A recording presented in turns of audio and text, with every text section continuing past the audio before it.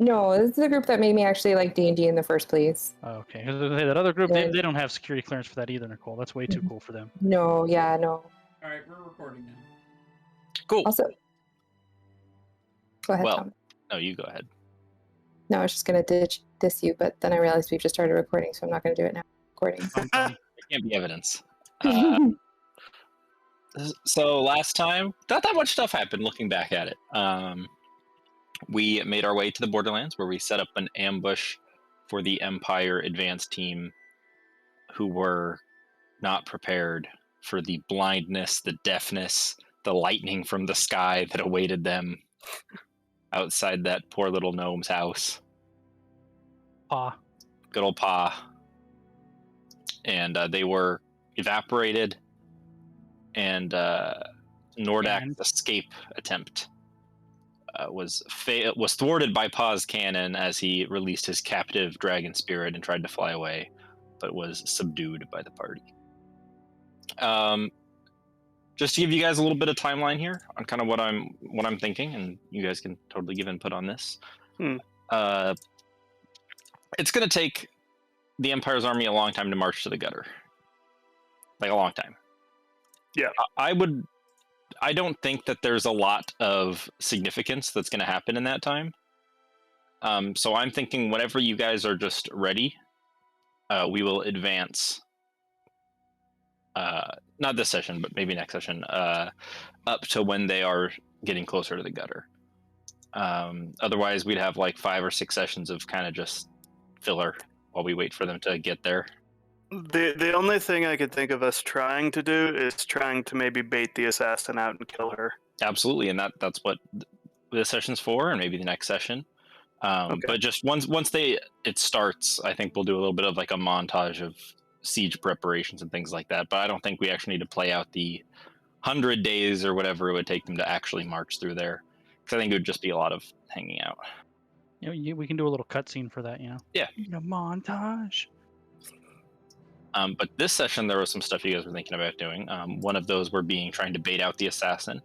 The second being Korin wanted to use his spell to fly that ship over to the gutter. Well, we might be able to do 2 in 1. I think what if we tried to convince Intish to come with us as bait on the airship and make it like kind of leak it that she's going to be on it, overseeing it, and in a vulnerable position potentially to be assassinated.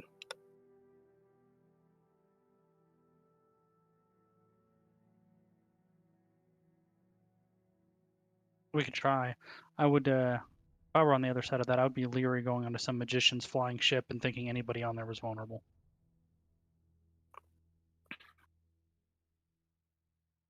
Like going into a wizard's tower and thinking they're going to be unprepared for something. Yeah, maybe.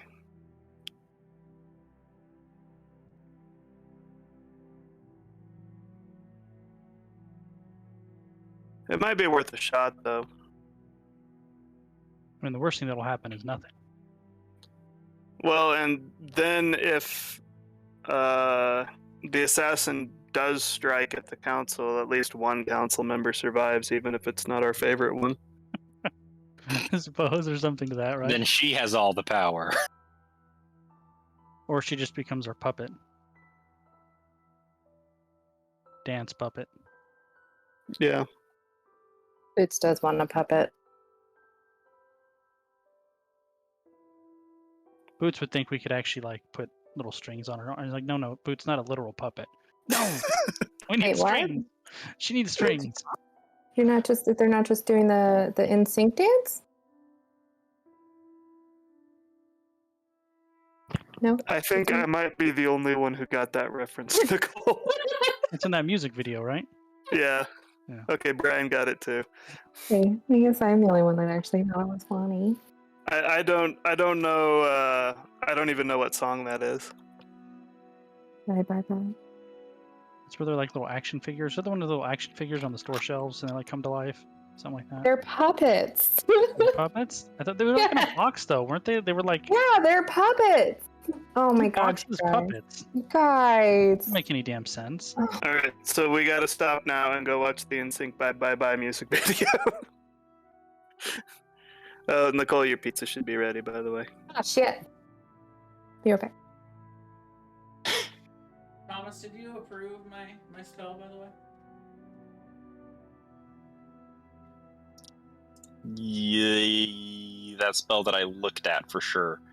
That I didn't forget about. That I didn't at all forget about and totally evaluated with the right amount of time. Yeah, it's fine. Okay, well, I would like to show this spell specifically to Kryn, Okay. which we have actually discussed this spell out of game. Ooh, I didn't copy it all. My bad. Let me copy the rest of it. But we've discussed this out of game, but Corin would want to get your opinion on the morality of this spell, in your opinion. Oh, I vaguely remember talking about this some months ago. Yep, it's been a while. He's let been me, cooking this spell for a while, and it's finally done. Much like Let the me- pizza. Let me read over it real quick. Sure. Oh, Brian, it's gonna be me is the one you were thinking of. It's gonna be me. Oh, is that It's where the they're same actually- song. It's gonna be not. me, it's not the Not same. me. It's May. M-A-Y. No, it's gonna That's be me. right. Yeah. It's a song about a character in Heroes of the Storm. It's gonna be me. Oh, No. God. Come on, that was good for those of you who got it. Yeah. I mean, I know it's a niche audience, but it was good for the niche audience. Terrible. Jay's in physical pain.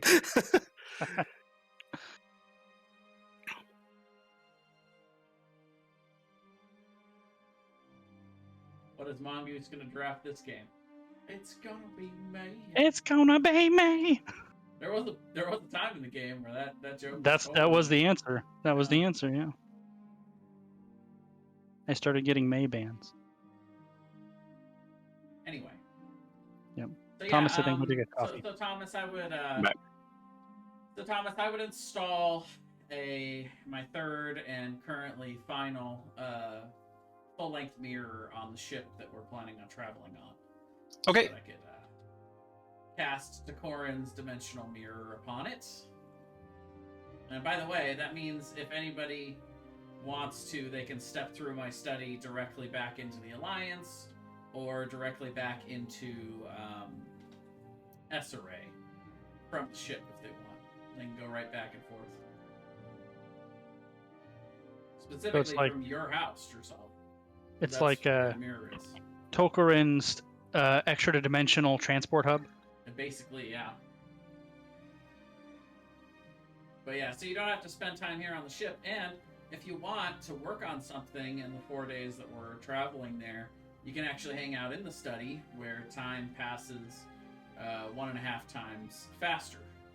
So you can actually get 6 days out of it instead of 4. So I could only sleep for 3 hours per long rest instead of 4. Exactly, if you'd like. Decorin definitely will spend all of this time in the study. So just for the DM to be clear, are we bringing Intish on this? Are we trying to do the bait plan, or are we just bringing the supplies over? I don't see why we wouldn't try to do the bait plan. Yeah, basically don't have a lot of expectations for it, but don't feel there's any harm in trying. I think that's probably how that'll work. And Kryn would say to Corin about that spell.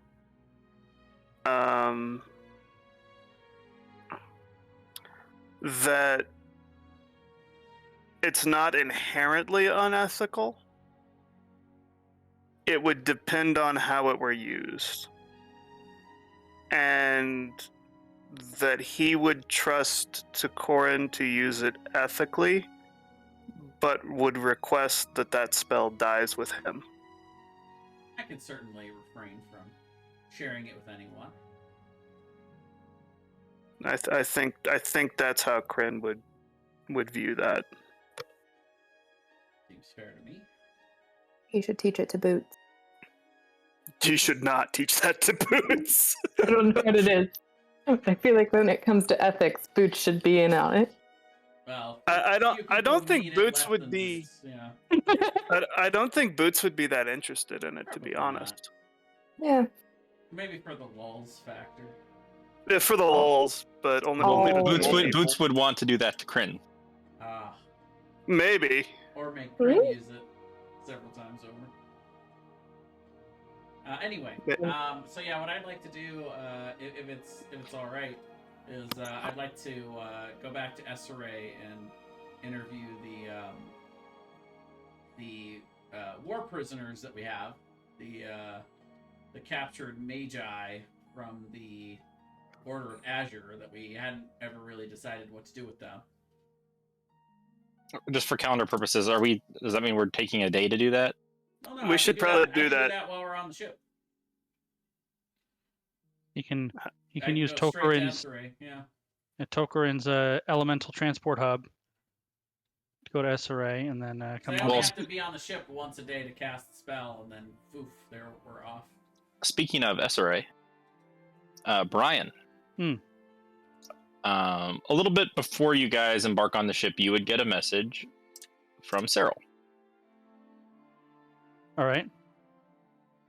He would let you know that the final preparations for the war are starting. They've been issued pikes and swords and spears and stuff, and they're getting ready to set out. He also lets you know that Helbrim seems extra unhinged the last few days, and they've actually That's special. closed off a large portion of the city to the east, and the Mage Abrar has been making sure nobody goes in there. So a part of the city to the east of the city, or the eastern part? The eastern part of the city has been closed off. Everyone who lives there has been moved out. All the businesses have been forcefully shut down, and it's under heavy guard. He's not sure what they're doing there, but they're doing some type of magic with the wizard, and he wants you to know if he should try to do reconnaissance there, or if it's not worth the risk. I tell him he should absolutely not try to do reconnaissance there. And when they start marching, at some point we'll pull them out of there before they actually have to fight. Okay. And this is this at the gutter or is this at SRA? No, this is, remember, This is at the capital. He's at the capital of the Empire. Okay. Remember the Isn't two that kids? like the dragon graveyard Right. place? These, Should we attempt to do some reconnaissance? I was thinking some kind of scrying actually wouldn't be a bad idea. Temple I of would be Drusilla. shocked if that is going to be blocked. I agree. Reconnaissance in the capital will be highly dangerous. But Essentially, Great. dragons are pretty harmless. essentially, this part of the city has been closed off. The grave of the last dragon certainly stands out, doesn't it? It kind of does, yeah. You think they're gonna try to resurrect a dragon? Well, if he knows we have a dragon, does he know we have a dragon? Is that something As far as you know, Armstrong- he does not know that. Okay, but But it's not out of the realm of undead king reality will for. know. Yeah, the undead The king undead would king know, would right? know. He would And know that it's the not dragon like they're resides in the crown. against raising the dead. So maybe they figure since we've got a dragon, they should have a dragon too. Oh, we need to get a Hulk. That's right. But we have one in Krogar. I was gonna say, can I have a I was couple gonna more say, of the excuse you, manuals it's of? Boots. Okay. The tank. Boots. Boots the tank. Why don't we attempt to destructive scry power. first and She see does what have happens. Storm of Vengeance. She's kind of the Hulk. I kill a lot of people ask him. I'm just saying. Am I crying? Boots did a Battle of the Bastards, but just by herself. I think we should try scrying to start and then see, like I said, see what happens from there. Okay. You How could much? try to scry on a Brar himself, and if that doesn't work, I think you can scry on a location, can't you?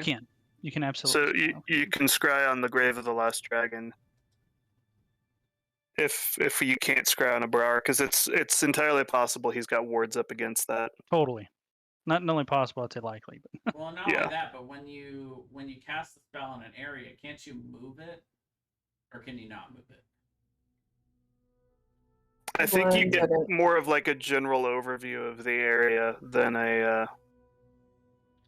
I think if you were to scry on a Brar himself, you'd be able to pick out a lot more like specific details about him and what he's doing. Oh no! So when you pick a person, the scry can follow that person, and when it's on a location, it cannot move. Yeah. Okay. That is That makes sense. what the spell says. Sorry, I was asking though. So I'm supposed to be scrying, but what is the time frame after our last battle? And has anyone told me like a day in advance that I should be scrying? Well, I think after I get the message from my kids, I would tell her, "Hey, we need to scry on this area sometime in the near future." Basically. Okay. It wouldn't Mostly be like just we because need I to do don't it have right. it planned. Right, Like right. It wouldn't be like scared. a, we need to do it right now kind of thing. It would be like, Mhm. hey, let's put this on the to-do list and Have a look see. Yeah, I mean, I And- could just do it like the next day. sure. I don't always have scrying prepared because it's a very I don't always need to situational scry. spell. When I do, And- I Yeah. don't have it prepared. Fortunately, you have seen a Brar and you have been to the grave of the last dragon, so it should lower the DC. Have I spent any time with the Brar? You saw him I've When- just when- seen him. when he was resurrected. You haven't spent any time with him. I mean, to be fair, Boots does do a lot of things in secret. She may have had dinner with him and we wouldn't know. That's true. Be like that scene in Yeah. The Matrix. A Brar? Oh, you mean abs? Yeah. Oh yeah. We're having Me- tea next week. Me and Abs go way back. What are you talking about? I still love that there are definitely things Boots has done that no one else knows about. Kind of an ironic nickname, like how the big guy is named Tiny and the bald guy is named Curly. You know. He's named Abs because he's just a skeleton. All right, so I can totally scry on him like the next day. But to clarify, Thomas, I did want to see like what is the time frame from like the battle that we have just had? It's been a day. It's been a day. Okay. And then we are going. This is at the same time that we are about to leave on our ship, or are we still prepping the ship? You guys are still. This is like right before you guys are supposed to leave on the ship this day. So we don't do Okay. that. I'm just situating myself and where Boots would be, because there's a lot going on. Sure. Okay. Also, Jay, sorry to interrupt, Nicole. You go ahead. You go ahead. I was just gonna ask if Boots is still casting Dream on Helbram. What is she? I think she is, but I think that's a question for Thomas, as if that is still a thing that we are doing. That's up to you. Yeah, she is. But we've established that you can't interrupt his long rest with it. You can just give Yes. it a dream. Yes. And they are getting increasingly weirder. But I think part of that is. Let me reread Dream. Shapes a creature's dream. Have the one with the deer that's just eating again. And but then like as the deer like bends down and eats and then looks up with him, its face morphs into Elwyn's dad and just goes like traitor. And then it goes back down to eating. Yeah, that one will probably happen. But my question is, because the person that enters the dream does not have to shape the dream. Mhm. If I just wanted to chill out in his dream and see what he is dreaming about on his own, could I do that? I will post stream. Sure. I'm pretty sure you can. And then you can use his own dreams against him and start making him nightmares. Well, I have been doing that, but now my question is, can I see, because it triggered in my mind when you were saying that Helbram is getting more and more unhinged, that it could partially be related to the fact that I am currently impacting his dreams every night. But then the question is, I would probably also want to see what he dreams about without my influence to see if there is anything going on in his head that is Any worth, good info. Nice. yeah, I like considering. it. Clever, Nicole. It's almost like using it like a kind of pseudo detect thoughts, but it A makes little sense. bit. A little Yeah. bit, yeah.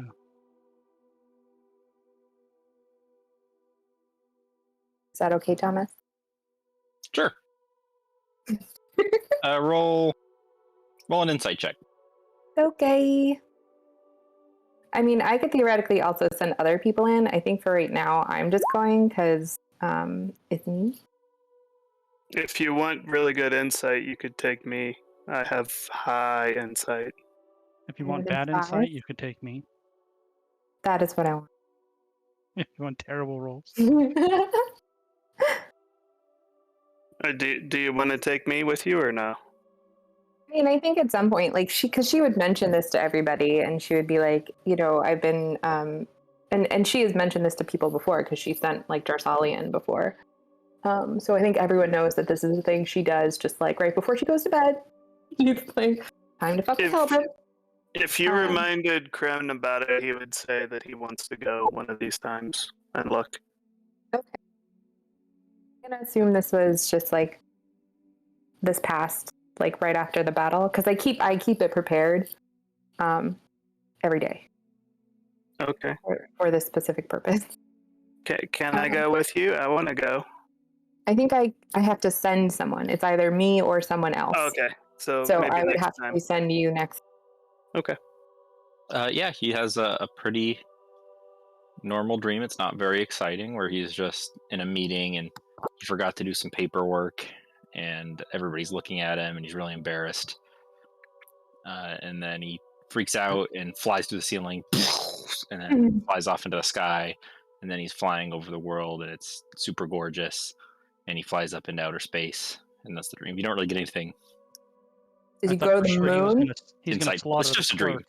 He's gonna slaughter the clerk who gave him the funny look. Do my paperwork when I feel like it. Like all jerks. Hey, I feel attacked. Okay, well, next time I will send Kryn in if Kryn mentions it. He would. Yep. All right, and so we are going to Intish, and we're proposing that she come onto the ship, and that you guys give out intel that Intish is on the ship. Correct. Right, but do it in such a way that it looks like it was leaked, not deliberate. You were asking Jay something before I got into my dream spiel. Yes. Jay, would it be possible for you to take Kryn with you to do the interrogations? And if you could, would you? Yeah, I would want your input on who I might select that could be selected for this program. I don't know. I don't know what to call it. All right. My theory is that basically, these people could be trading some of their time that they would have to be possibly incarcerated for war crimes, and instead of just spending that in a cell, they could essentially be, you might call it an aggressive apprenticeship. They would get to learn. They would get to see. They donate their bodies to science for a certain amount of time, and then they would be free to go, or perhaps another arrangement could be made where they get to directly become an actual apprentice who has spent time learning some of my magic and some of the things that I'm capable of. I mean, most of these people, I imagine, joined the Azure Order because they wanted to become a more powerful mage. I literally can't see a way for them to become any more close to a powerful mage than this. Right, but their ethics matter. If they want power just for the sake of power, that's not good. If they want power to make the world a better place, that's something else. Agreed. And some of these apprentices may have families that they want to support, and perhaps that type of financial incentive could also be a factor in what they are or are not willing to do. But I agree, morality is an important part of it too. We don't want to give tools to people that we feel like are going to misuse them. Agreed.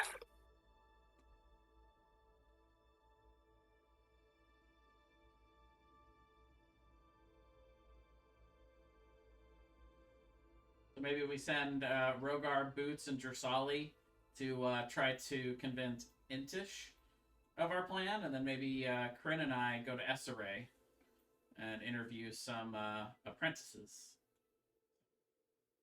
some wizards. I know you have a deep and abiding love for Intish, Kryn. That would be a disappointment for you. I don't. It's not that so much. It's just I'm wondering. I've kind of been the primary contact for her as well, and Jarsali and Intish don't have the best relationship. I might be better. Huh? I said Boots can volunteer to interrogate people.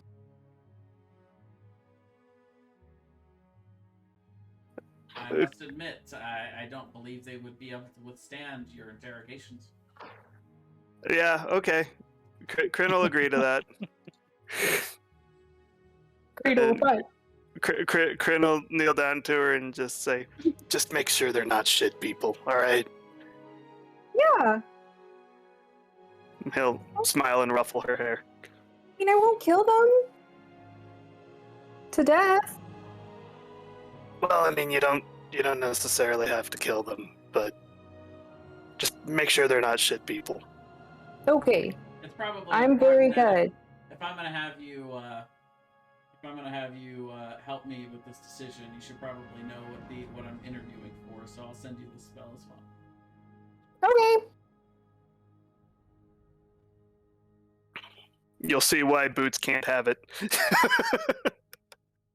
I have already guessed what it is. We'll see if your guess is right. All right. Well, who wants to go first? DM, who goes first? Let's see. There's too many people here for us to do a full interview on everybody for. Yeah, I imagined it would have been abbreviated. Yeah, we'll say Boots can roll an intimidation or a persuasion check. And I would like to attempt to just try to be insightful in watching. Yeah, and you can. Yeah. I'm gonna let Boots do the interrogation, and I'm just gonna watch them and read them. So I would like to cast skill empowerment on myself to give myself expertise and insight while we're doing this. So it's the old wizened gnome and the young, borderline sadistic little girl-looking gnome is the interrogation team? Yes. Nice. I'll say I also would have given Boots my pistol for intimidation factor with no bullets. So for me, that's actually going to be a 19 with expertise. Okay, and I'll have Nicole make an intimidation or a persuasion check. Definitely intimidation. I was going to say, we know what that is. Does her having my pistol affect that at all?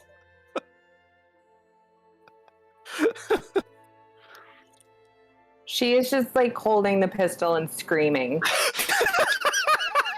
Takorin's like, so what made you want to be a wizard? And Boots is like, tell him now!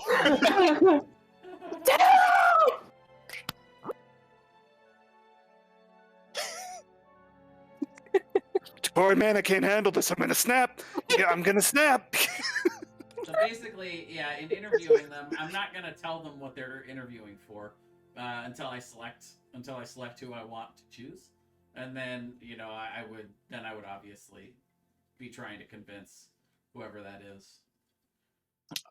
With a 13, I'll say you managed to eliminate. It's a 19. Oh, it's a 19. Skill empowerment, yeah.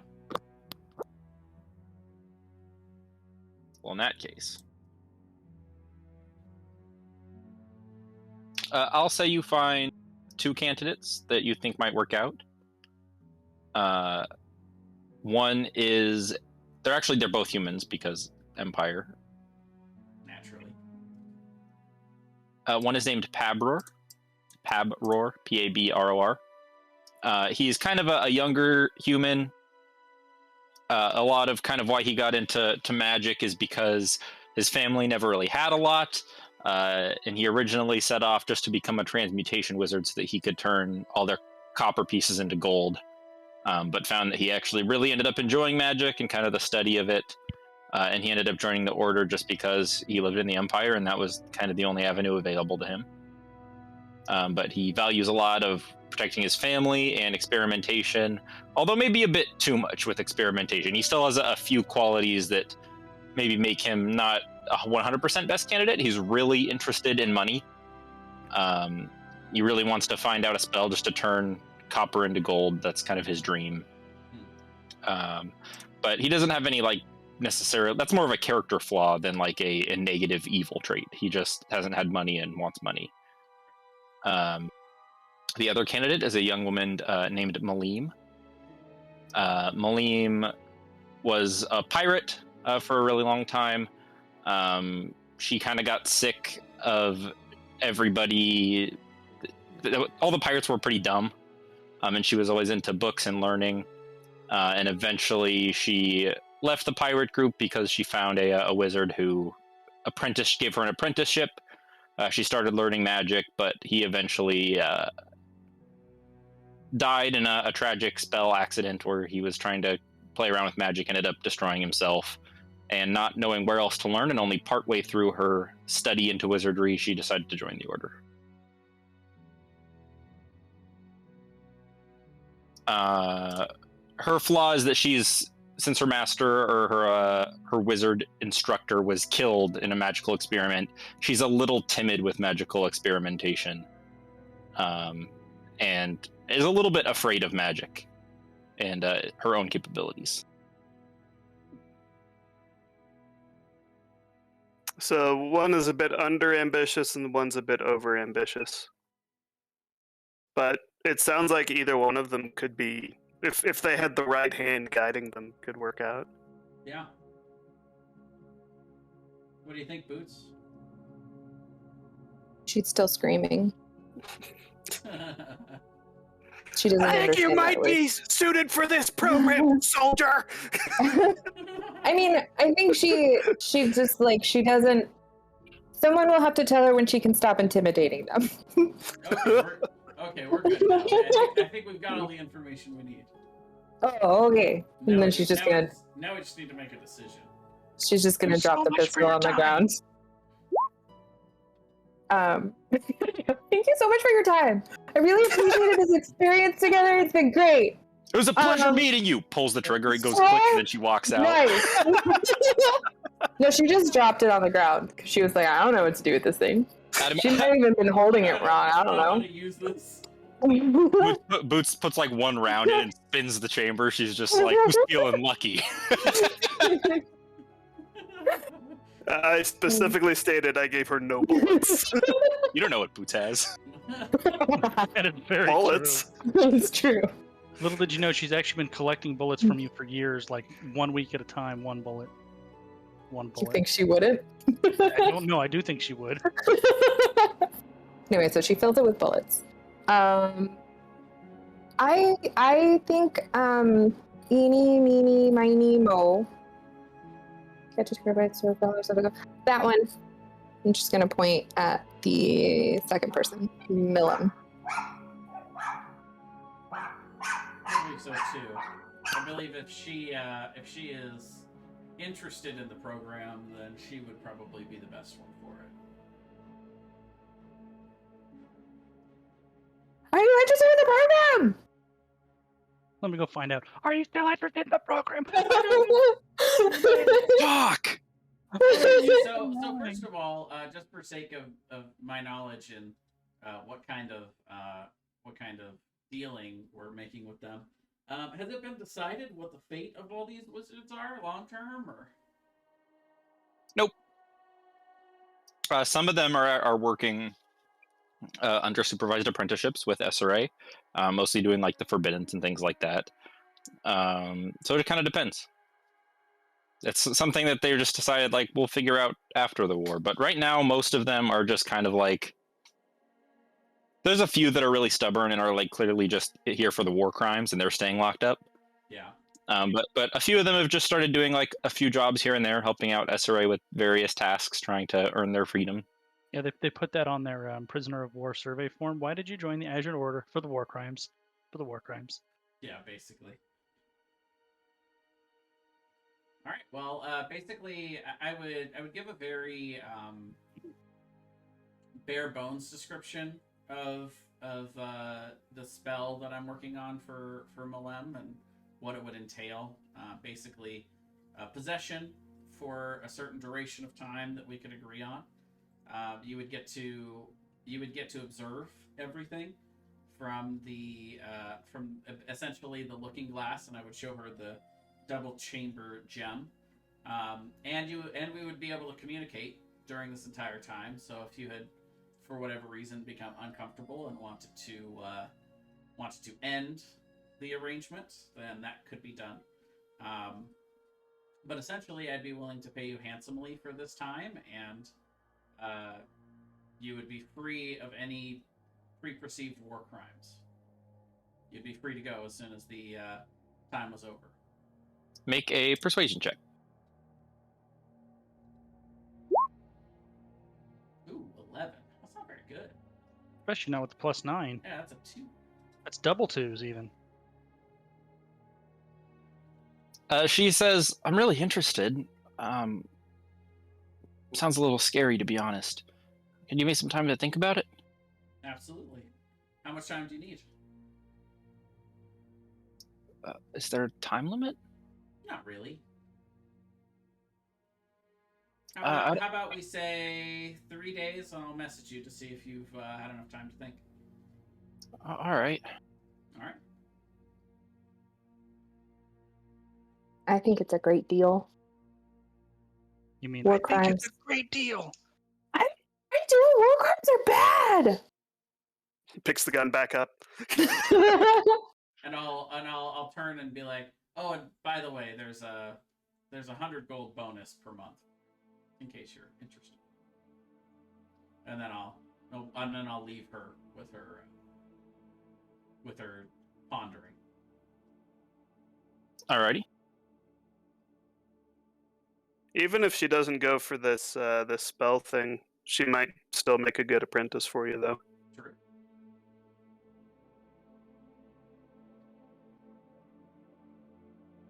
Meanwhile, back in Intish's office.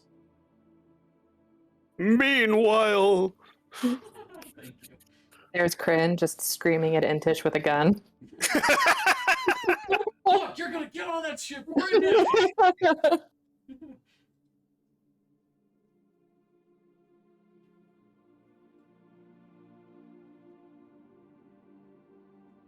Sorry, 1 second.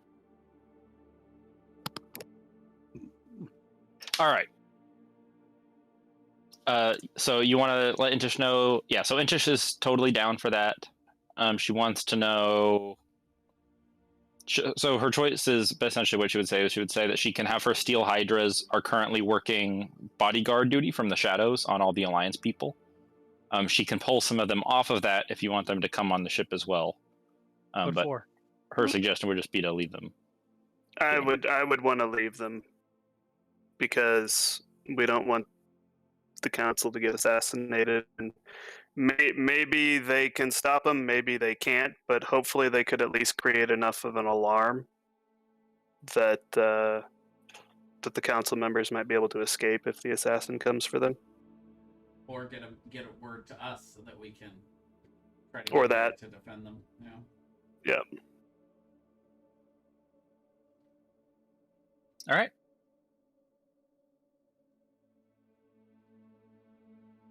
Well then, so we're on the ship now, yeah? We're on the ship now. So a couple things I needed to purchase. So yeah, the 1,000 gold for the gem. That's easy enough. And this would have been on the first day that you guys are going and interviewing the SRA people? Yeah. Okay, that makes things... We could have done those things at the same time, essentially, because of the mirrors. And they would only take about 30 minutes each, probably. Maybe an hour. So, okay. I'm assuming I could have bought 500 gold worth of either aquamarines or aquamarine dust in Sweden. Yeah, sure. That's fine.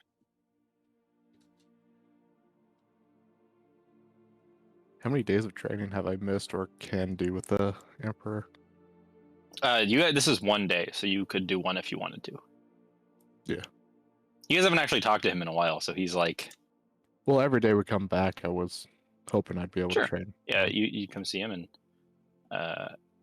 he'd let you know that he's like, I'm really anxious for this to begin. It feels like, I don't know, I think the waiting's the worst part.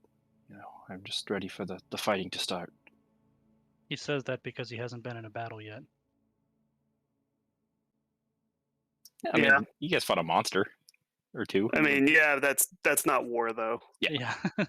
Yeah. Where is the Emperor's character sheet? There it is. All right, go ahead and make your athletics check. Athletics. All right, not a strength check. I believe we did athletics last time, so we'll do athletics. DC 25. Yep, you guys are good. And go ahead and roll a D10. He gets 9 levels. It's true.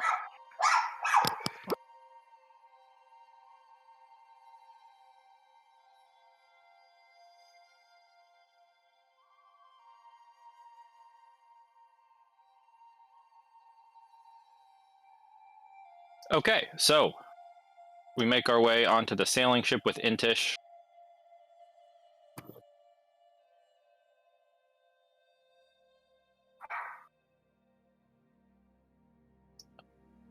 A little while goes by. The ship takes off into the air to massive applause. Massive applause. Everyone's watching as the ship rises into the sky. Something never before seen as a feat of magic. Kind of all the leads of the Alliance are there.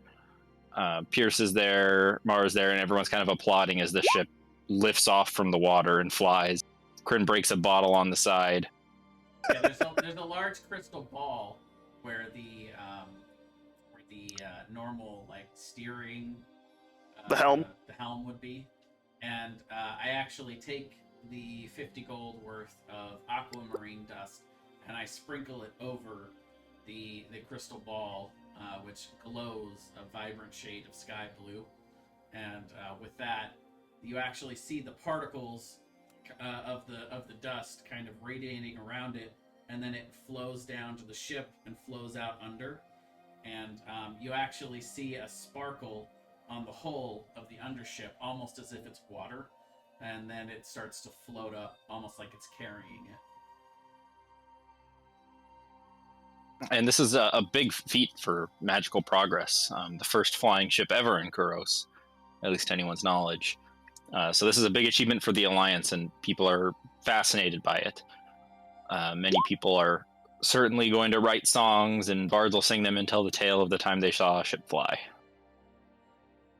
potentially good for morale too.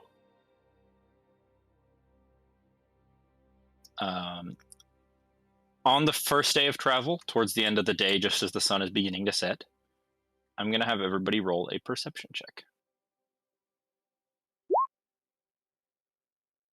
Ugh.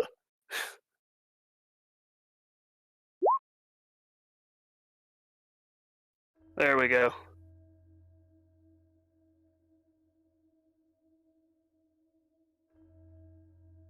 Sorry, I'm trying to decide. I think boots, and I don't know.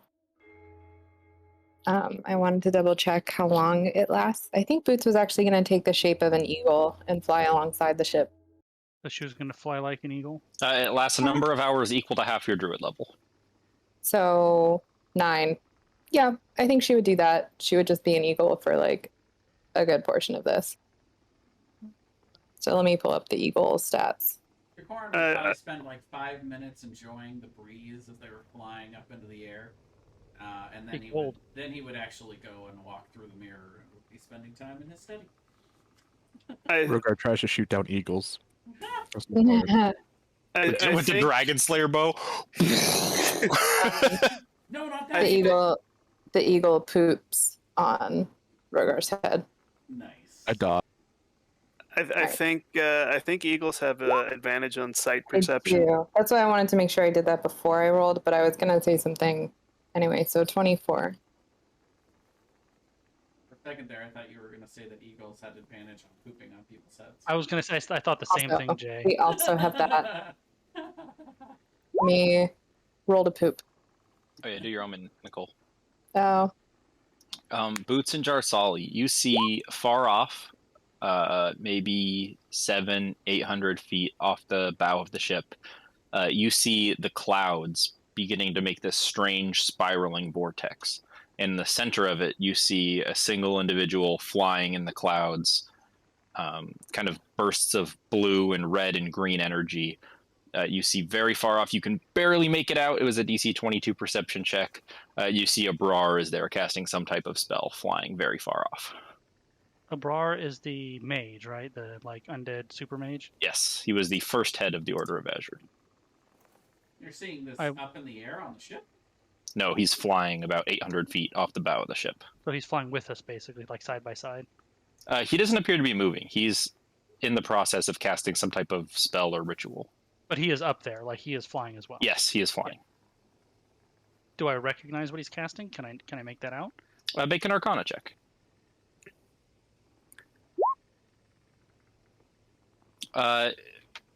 It's not a spell you're familiar with, and given your advanced study of the arcane and being around Takorin and things like that, it appears to be a spell that is either unique to him or something not known to you or any of the mages you've worked with in the past. Do I get a feel for the like school of it? With a 22, it is a conjuration spell. how far away did you say he was? 800 feet. 800 feet. Would you guys He's got a little dog.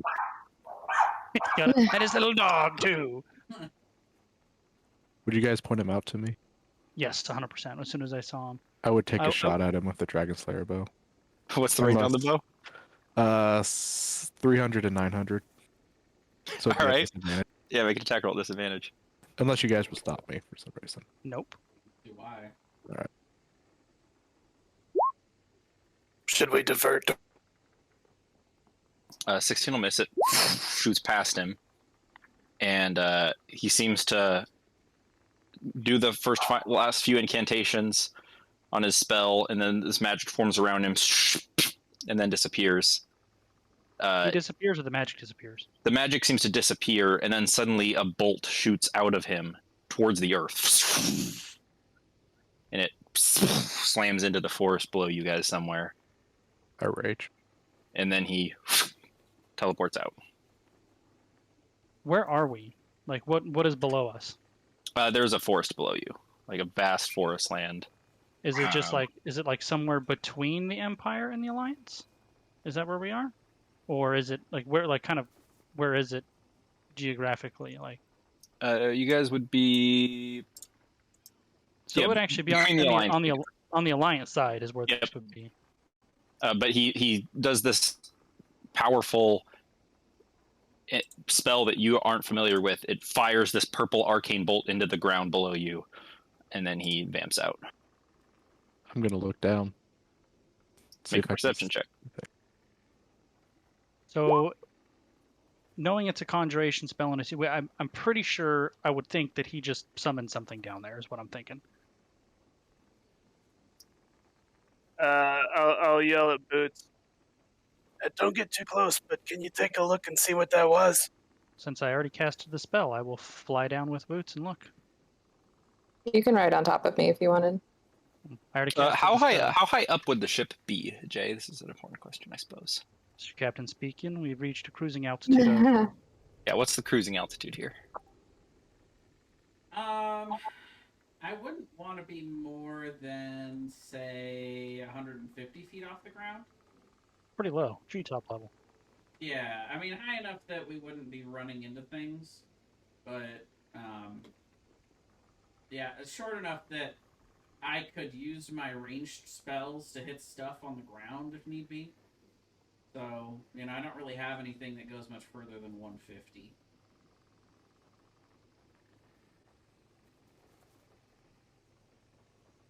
Did I see anything with my perception? You do. I didn't realize you guys were so low down. So you guys would probably all see where the spell is hit. There's this crater in the earth, and the rock there is moving and shifting, seemingly forming into a shape that you don't recognize as it becomes animate. And the stones begin forming into this tall humanoid figure. Strange human-like face that begins to give shape. 2 horns above its head like a bull. These 2 stone wings that unfurl from its back. And 4 arms is this massive, gargantuan gargoyle. I'm going to attack it with something. Yeah, when we're within 600 feet of it, I'm going to shoot at it. Well, let's roll initiative. But it has wings. Yes. So, okay, I will not jump off the ship. Probably.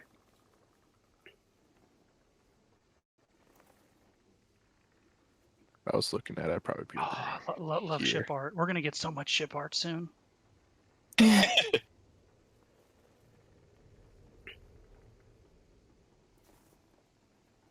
With advantage, I rolled a 6. I rolled a 6. Because I like being obnoxious. Thomas, do you have a way of giving me the eagle stats? It's already under your forms. This is What the a star DM. eagle. Is it the same thing? Oh, it's under here. You just don't have access to it. Here you go.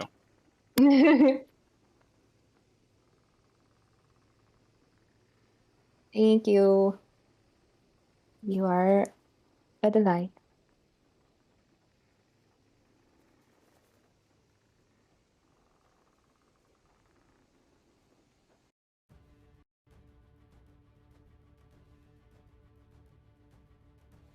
Too bad we couldn't have had an opportunity to teleport out to where Abrar is and try to stop him from leaving. I want to know why she summoned a gargoyle randomly in the middle of nowhere. Well, it's to come attack us. I I rolled was thinking blade. maybe to attack the city or the fortifications, maybe? It's just kind Well, of we're weird. out in the middle of nowhere at this point, I would think. And you guys pretty much broadcasted that you were going to take a flying ship and where you were going intentionally. Fair enough. Abrar's almighty gargoyle. Wow. Thing's huge. Thing We'll is, see how almighty it is. Is this still the same day that we set off? Yep, I rolled a d4 to see what day it would be, and it was day 1. So if you guys who have you've still used your teleportation spell slots to get to SRA. No. No, we did that before. No, we go through the dimensional. Oh, mirror. that's right, the mirror. Cool. But I have used my dimensional mirror spell today, so Alrighty, and I'll now just it's just gone.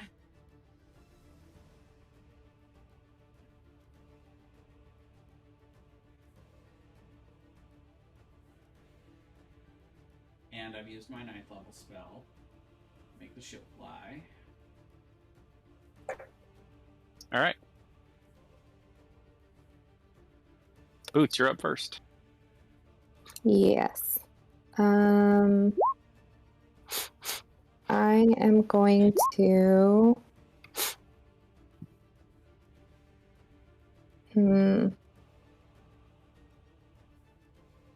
I am going to cast, because I've never done this before and I think it'll be fun, Conjure Fae.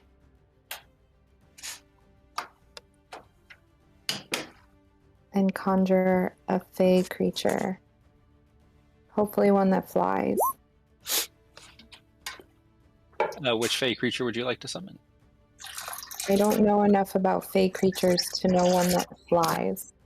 And I say this as me personally, but I feel like Boots would. Well, you have to pick a Fey beast, challenge rating 6 or lower. Okay. Sorry. I did not plan this very well, nor did I expect to be first on the list.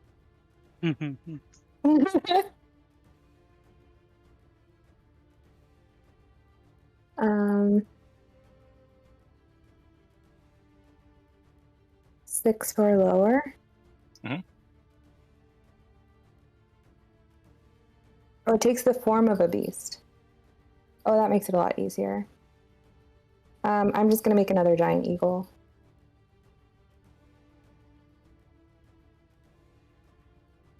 No, there's two of us. Well, I don't think that's a fae. No, it's a fae that takes the form of a beast. Oh, okay.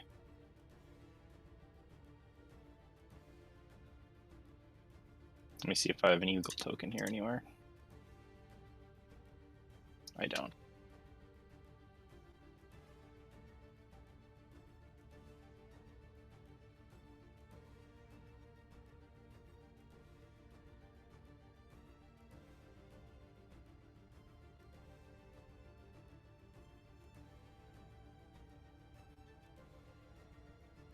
And then it technically has its own initiatives.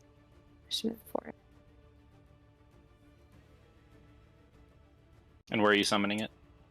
Right in front of him. Would you post the spell, please? Yes. Like 150 feet down in front of him? I think just right up in his face. Okay.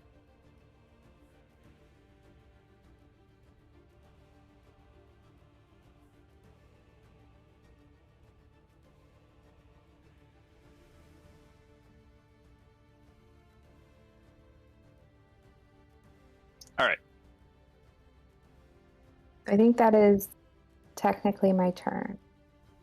I have to roll initiative for it, though. I don't know if it has like an initiative bonus. It would just be dex, right? Yeah.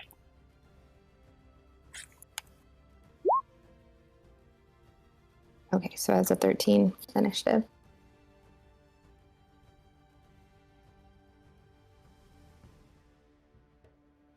And then I will zoom over here, because I think that's still plenty of space. Yeah, I have a 60 flying speed. And see if Rogar wants a ride.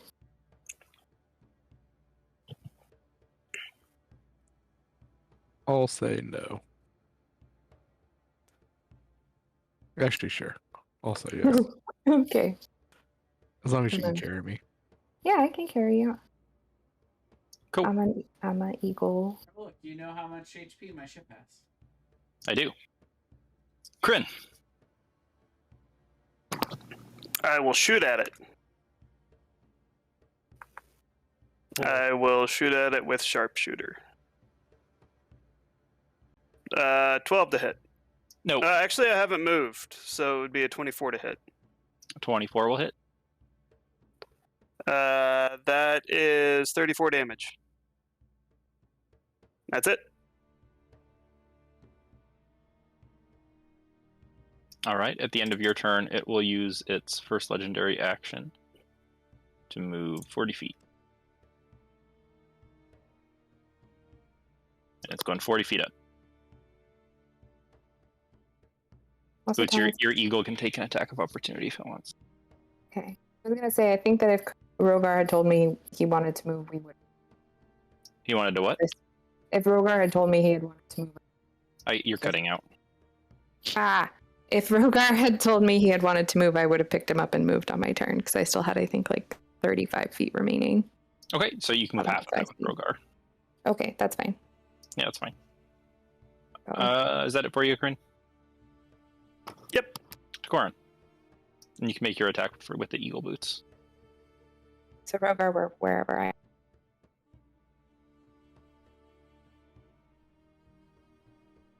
am. Gonna guess. If it's an attackable of opportunity, do I still get to make the multi-attack since I have... No, it's just one. So just one? Yep. Okay. Nope. Thank you. To Goran. Okay. I'll run over here.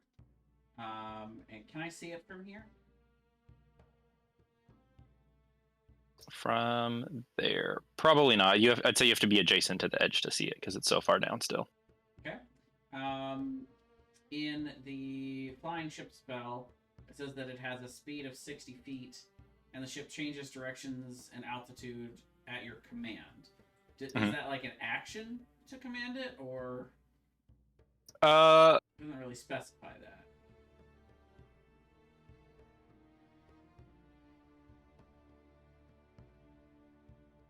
maybe treat it like a mount, where it has its movement automatically, without. Yeah, we'll say you can like give it a direction, and it will take as a we'll say an action, and we'll give it, and it will just keep on that direction until you change it. Sure. We'll use it like the command, like just like giving a command. Okay, well then I will go ahead and command the ship to go, start going 60 feet up and south away from this thing. So every round it'll be going in a upward and south direction away from it, and as a bonus action, I will cast. I'll cast an ice barrier on myself, and that's it for me.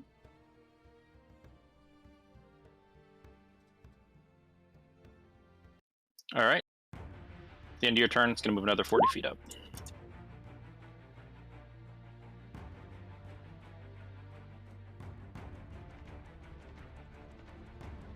So it's now 130 feet down. I went ahead and just added the ship movement into the initiative order. Okay. So you commanded it, and then we'll say it'll move every initiative count 0. Okay.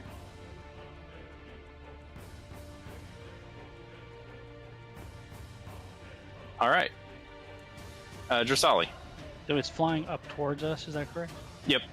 Alright, so I cast a 5th level spell into my sword and then fly to where I am, and that's my turn. Are you flying down at all, or are you staying level with the No, ship? if he's coming up toward us, I'm just going to kind of wait. Cool there. Alrighty. It will fly 80 feet up.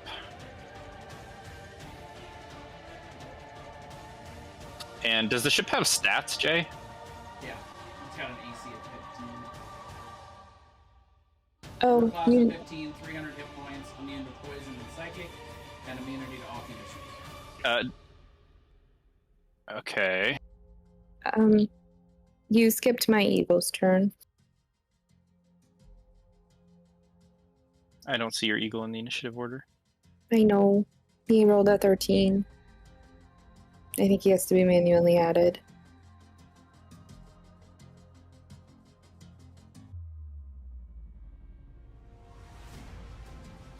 All right, what would your eagle do? He would have flown after him and attacked him. Okay. Because yeah, he's at least within, what is it, like 80? Mm-hmm. So he would have flown and attacked him. Oh my gosh, why do I keep closing that instead of minimizing it?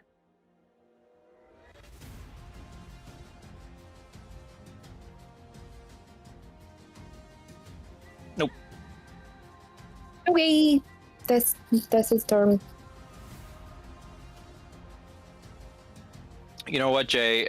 I'm going to make a ruling about your spell because I disagree with one thing that it says there. I don't know how something could be immune to being grappled, but it is going to try to grapple the mast of the ship, or the head of the ship here, just like hanging onto it. So we'll say your ship can still move at half movement, but it's just like grabbing on so that it stays with you. Okay. I guess I'll have it make a strength roll and see if it grabs on. That makes sense to me. But it says immune to all conditions. I don't know how a ship could be immune to being grappled by something. I guess it probably couldn't stop it. But this thing has a disgusting strength score, so I think it could grab it. It would be like immune to being grappled by non-massive things. Yeah. So it grabs onto the ship here with one of its hands, and with the other 3 free hands and its bite, it will attack Kryn.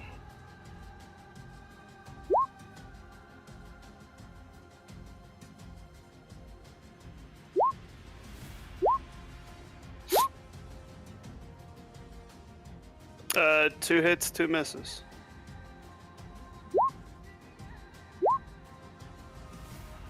And I'll use my spirit shield to reduce the first one by 14 and reflect 14 of it back. Okay.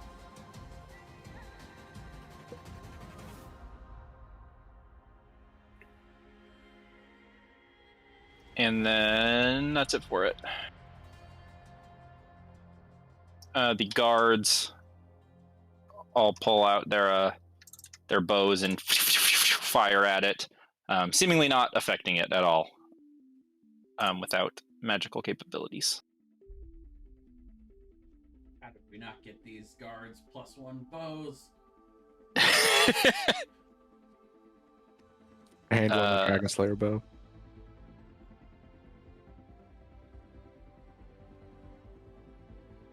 They're not strong enough to use that.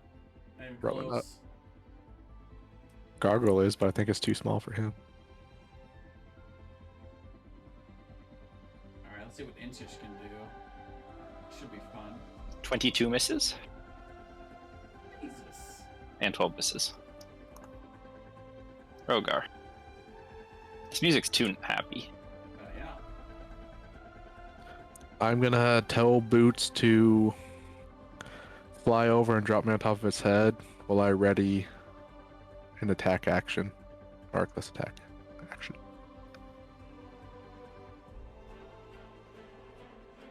Boots goes, call, motherfucker.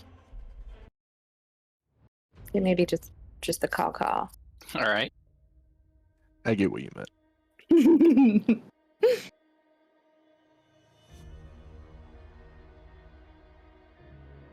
So Rogar's holding. The ship moves 60 feet up, or 30 feet up, because the gargoyle's hanging onto it, which will put Jarsali 30 feet down.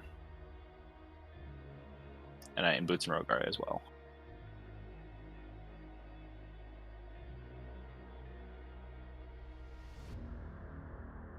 Boots. Okay. So let me just really have to stop closing this sheet. Alright, so I have 80 flying speed, which will get me 30 back up because I know it's halved. Yeah, I guess Pythagorean theorem, how do I get to the top of his head in 40 feet?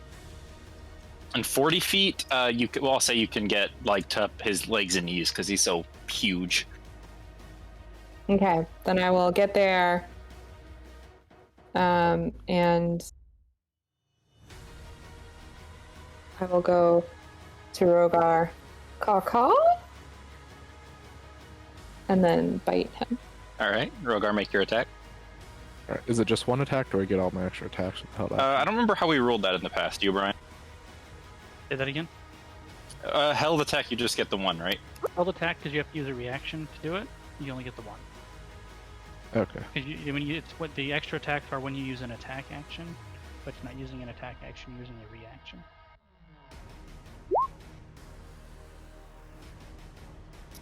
30 will hit. For 27.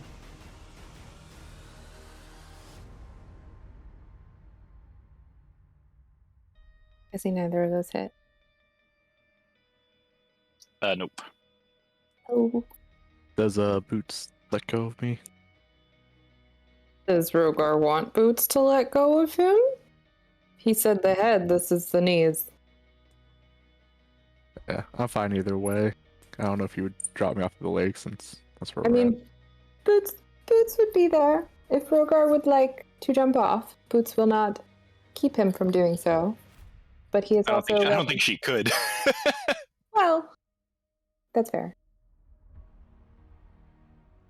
It is Rogar's decision whether he gets How off tall there is or this not. gargoyle? Let me look.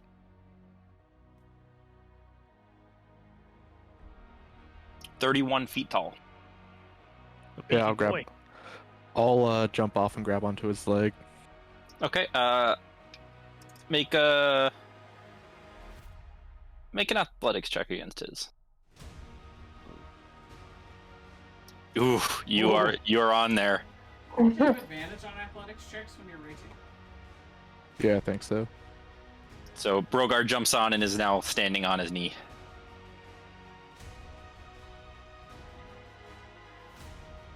I think that's Boots' turn.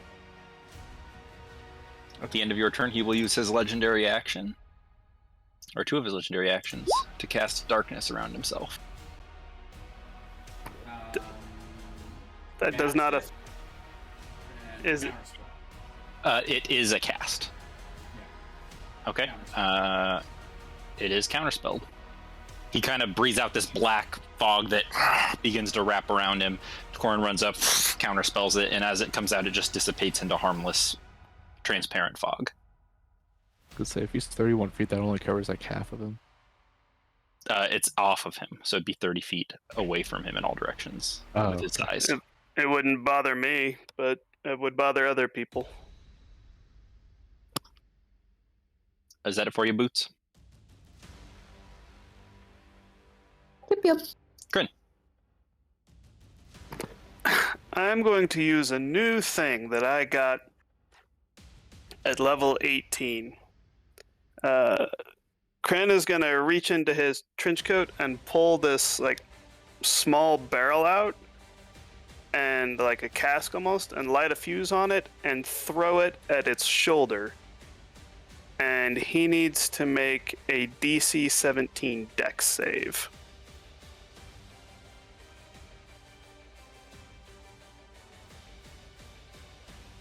Alright, he takes no sharpshooter. He takes 44 damage from a fucking grenade.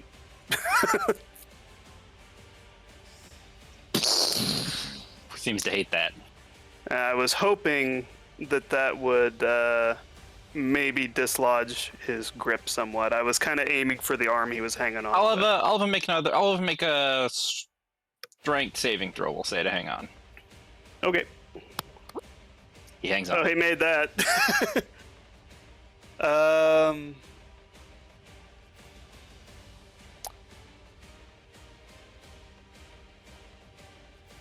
And that'll be it for me. I'll stay there. I'll pull my my short sword out and my pistol, but I'll stay there.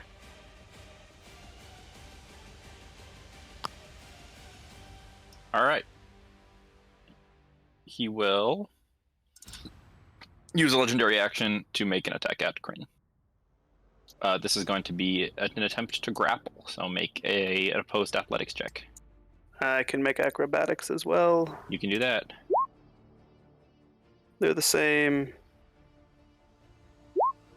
I will use Indomitable Will to try to do that again. Oh! I win. You're good. Managed to just barely avoid its massive grip. All right, Corn. Alright, so I'm going to do a few things this turn. First, I would like to, as a bonus action, use Novice to take 6 ticks off of my Vorpal Timepiece. I'd have to read the item again. I don't think it'll affect him because he's a construct and not a humanoid. The target. Oh yeah, a humanoid creature. Okay. Yeah, no, that makes sense. But I would know that. You would know that. So I'm gonna go ahead and I'm gonna cast Glacial Spike. So you see this huge explosion up on its shoulder. Anyone else looking around would see this giant ice spike forming. I'll cast Glacial Spike at 8th level. All right. Get off my ship! And that's a con save? Yes. It didn't have the DC on there. That's weird. DC 22, so it fails. Surprisingly. It will do one of these guys. Yep. So half damage then. 40. Let's see. That's 62, 72. That'll be 36. Okay. And then I will then immediately use my reaction to Deja Vu. We can roll it again. Must succeed a wisdom saving throw. Oh, he's not going to pass that. He takes another 36.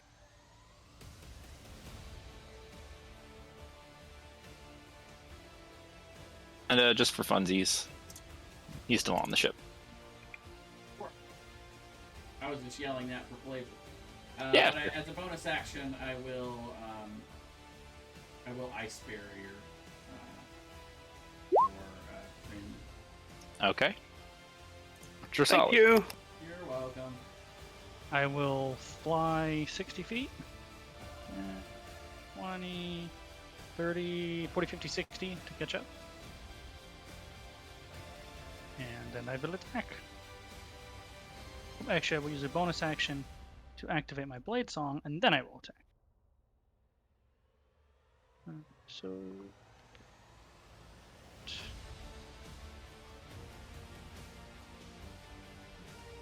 It's so long since I've done this. There it is. 27. Yep. 21 force damage. Dressali, he seems to hate your force damage as you drive the spell sword through. It seems to be cutting through his stony flesh in a way that a lot of their others aren't. Oh, well, in For that the case- record, He is my vulnerable to force damage. for the record, my explosion was force damage as well. Oh, good to know. Oh, shit. I was going to cast a cantrip, but instead I will lather, rinse, repeat. 31 Yeah, that'll do it. for 19 force damage. Alrighty, and Boots is eagle. Well, Boots' eagle is going to fly and grab Kryn. It's the eagle. How far can the eagle go? Because it's Same as currently me, far 80. below. No. It was at the same. The ship is going upwards. Yeah, it flew. It was at the same height as the gargoyle at the last turn Oh, okay. because it flew Remember, up. it attacked him. That's right. That's right. Yeah, so it should be at the same height as the gargoyle now. Alrighty. So he's gonna go over and grab Kryn and fly away. And since Kryn is not of his own volition leaving the space, then it's not an opportunity of attack against him, but it is an opportunity of attack against my giant eagle. Right? Yep. Perfect. 23 I think hits. Yes, and 21 damage is fine. How far But- away does it take me? As It far has as 50 feet left, so it can go 25 feet. Okay. it took it. I thought it only went like 30 feet. Oh, But it's yeah, carried- so 50 feet, but carrying credits at half movement. It was Right. also down 30 feet from us because the ship moved. Did it? Yeah, the ship moved after the eagle went and got up to it. Okay, so I think that would have been probably 40 feet, so then it has 20 feet. Yeah, that's fair. And we'll Left. make so which means 10 because it's carrying credit. No. It probably went 40 feet, which means it has 40 feet left, which means 20 feet, which is half. Okay, there we go. That's what I meant. So it would probably fly, 20 feet. Maybe right here. You can move it. Yeah.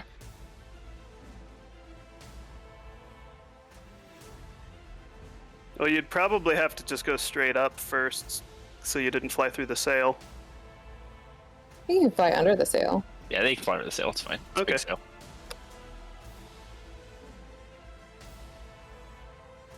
All right, the gargoyle will make 3 attacks at Jarsali, I think. Oh, hey, I forgot to mention that attack against the eagle should have been a disadvantage because my ancestral protectors. Oh, does a 15 hit? Yep. And it's half No, damage. it's a natural so one. hit. It misses. Oh, Doesn't does a ma- natural one always miss? Even though Yes. it's still... Oh, A natural one always misses, and a natural 20 always hits, no matter what the AC is. oh. Okay, well then, I guess no damage? Sure. I didn't particularly care whether the eagle died or not. I just thought Kryn should that's be fine. out of melee range. Well, in that case, it will. Let's see. It has no idea what's going on with Rogar, so instead it's going to attack Jarsali because Jarsali's hurting it a lot. So a 31 to hit Jarsali. Still at disadvantage because my ancestral protectors. Till the start of my next turn. So 15 would miss, and a 12 would miss, and a 28 would 11. Oh, an 11 will miss. Yeah, definitely. And then its other 2 attacks will be at the ship. So 15 hits and 14 misses.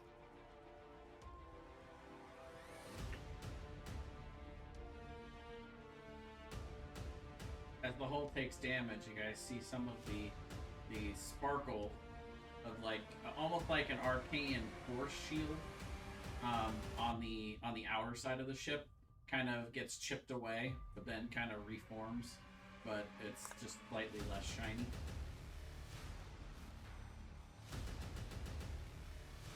And just misses Rogar. I am going to start climbing up its back. While I'm raging, am I able to rage again? No. Or do I have to- No. Okay. Really, I want to really rage. Rage it up. I was hoping I could rage again instead of ending it and then raging again. But I'll climb up, I guess, 22 and a half feet. Okay. So I'm probably up like halfway up its back, I would say. Sure. And then I will attack it recklessly. Okay. Yeah.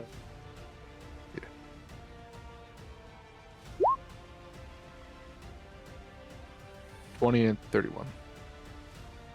31 hits. Alright, that's 20 damage. And as my bonus, no. Can't do that yet. That's my turn.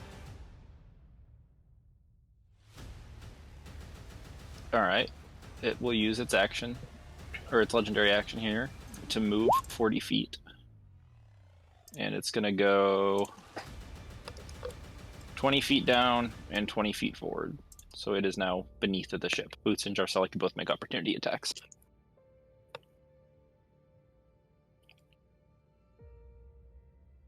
Oh, Is it a smart shark or a dumb shark? That's a smart shark. I am not going to use my opportunity attack.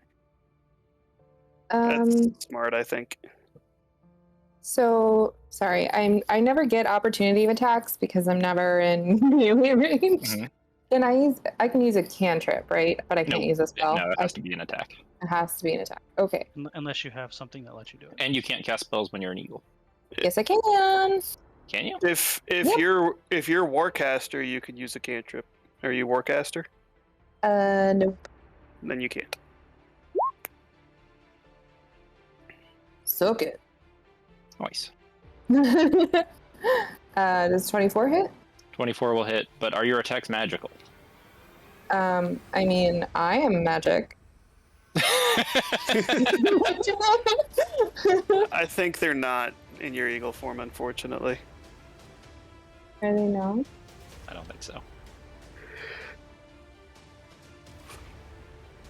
And Jarsali, you said you're not taking one? I am not taking one. Okay. The ship moves 30 feet up, which means this guy's now 30 feet below the ship. So did he And- let go of the bow of the ship? Yes.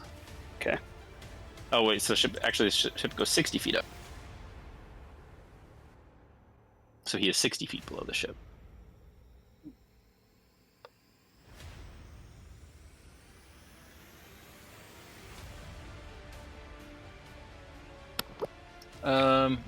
So he's below the ship, but just so that we can actually see him, I'm going to move him over here.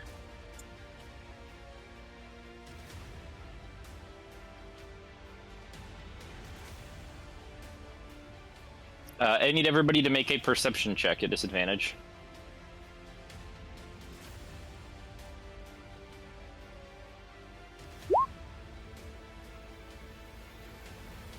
Jarsali killing it. Boots too. And that's actually a straight roll because I'm still an eagle.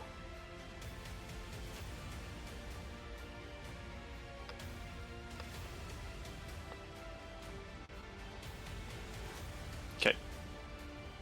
Oh, that's not good. Boots. Okay. I am going to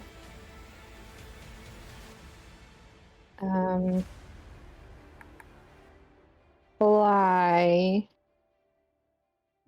here and then drop my eagle form.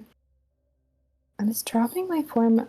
I don't know if that's it. I never become animals, so this is very hard for me. I think it's a bonus action. Well, I don't know if dropping it. I think you can just drop it as like I don't think it is an action. I think it's like, you know how you drop concentration on a spell. It should say under shapeshift or whatever. Yeah, I'm reading it. You can revert to your normal form earlier by using a bonus action on your turn. Yep, you're right. All right, so it's a bonus action.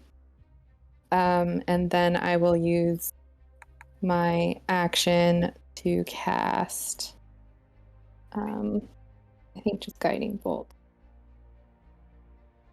Be best.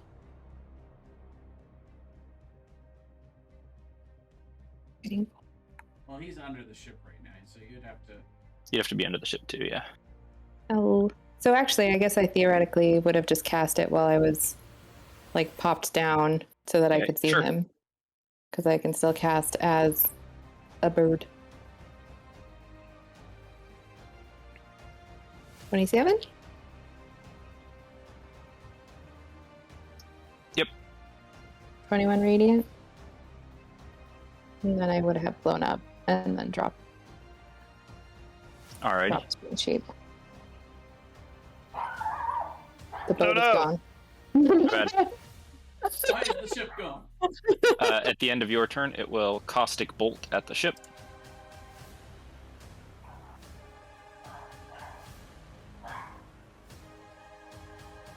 Is that a spell or just something it does? Its eyeballs shoot out lasers. Lasers.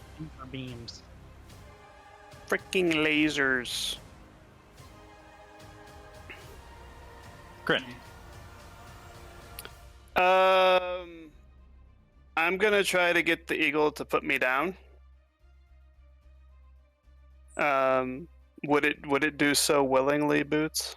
It couldn't really do that unless it's its turn. You could just hop off the eagle. It's not very high up. You said the eagle picks Kryn up, which means Kryn Yeah. couldn't have done Oh, that's true. It's That's true. harrying That's true. Yeah, no. I mean, if Thomas says that it won't do it until it's turn. That's what it will. I'll let you do it, Kryn. I'll allow it. Okay. Then I'm Let's gonna keep this drop one up in the down action. to the deck, and I'm gonna run over here to the side with my rifle out and just see if I have a shot on the thing at all. If I don't, then I'll hold an attack for the next available enemy. Unfortunately, with its current size, it would be pretty much fully covered by the ship. Okay, I'm holding an attack for the next enemy I see. All right, to Corin.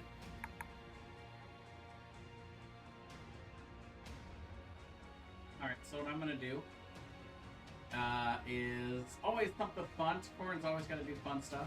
As I walk over to the edge, is there a rope of any kind sitting around that I could grab? That's connected to part of the ship? I'm gonna roll a d2. If it's a 2, there's a rope there. There's a rope right there. There's 50 feet of rope. Excellent. I will grab it and I will jump. Is the rope tied to anything? Yeah, the rope's tied to the mast. So you're gonna dangle, we'll say, 45 feet down. Sure. Can I see him now? Yep. Awesome. I would like to cast Magic Missile at 6th level. Okay. So, first level, and then second, third, fourth, fifth, sixth. 7, 9, 12, 14, 17, 19, 21. And that's it for me. Drasali.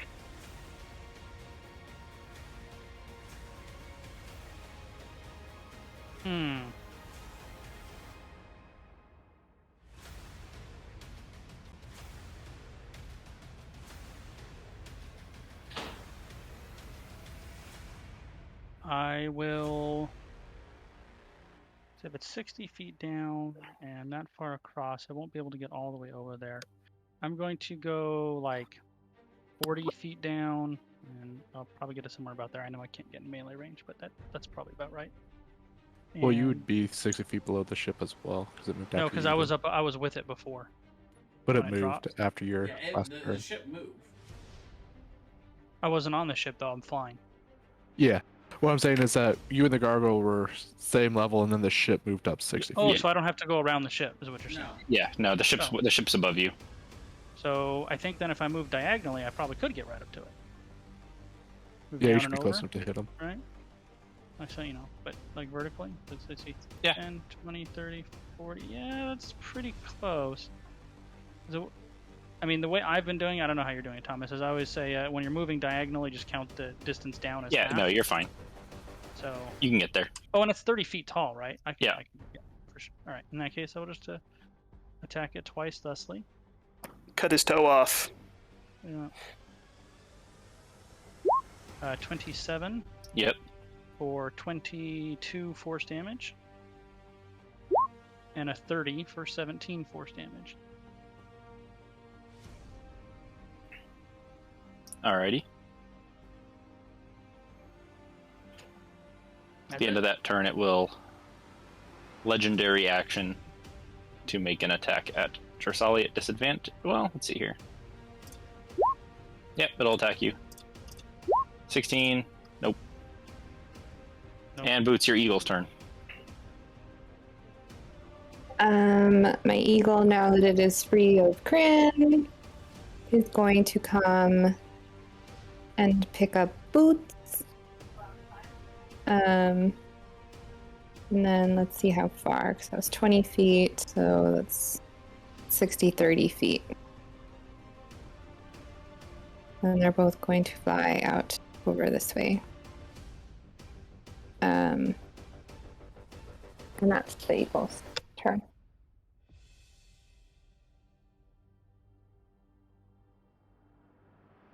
Oof.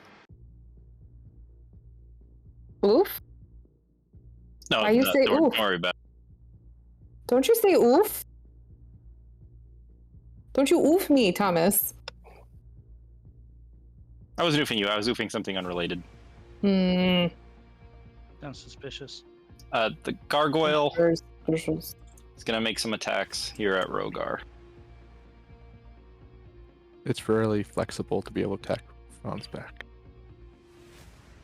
Got 4 arms. What did you expect? But a bite? Let's see. Would it be able to bite him if he's on its back?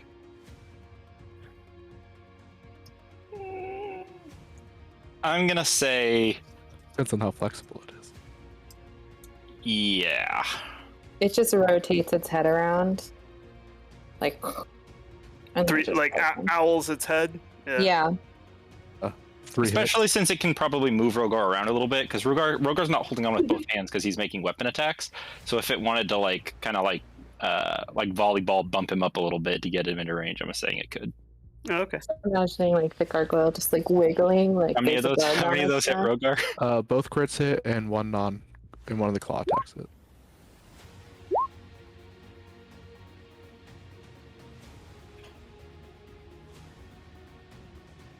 Okay. Rogar, no. 35 damage. Because it's half because of rage. Intish can't really do a lot here, so she's gonna run over to where Takorin I'm is. sorry, did you say Intish can't do a lot? Was Yeah, it? she can't really do a lot right now. She's gonna run over to where Takorin is and be like, "You're crazy, old man! I'm coming down!"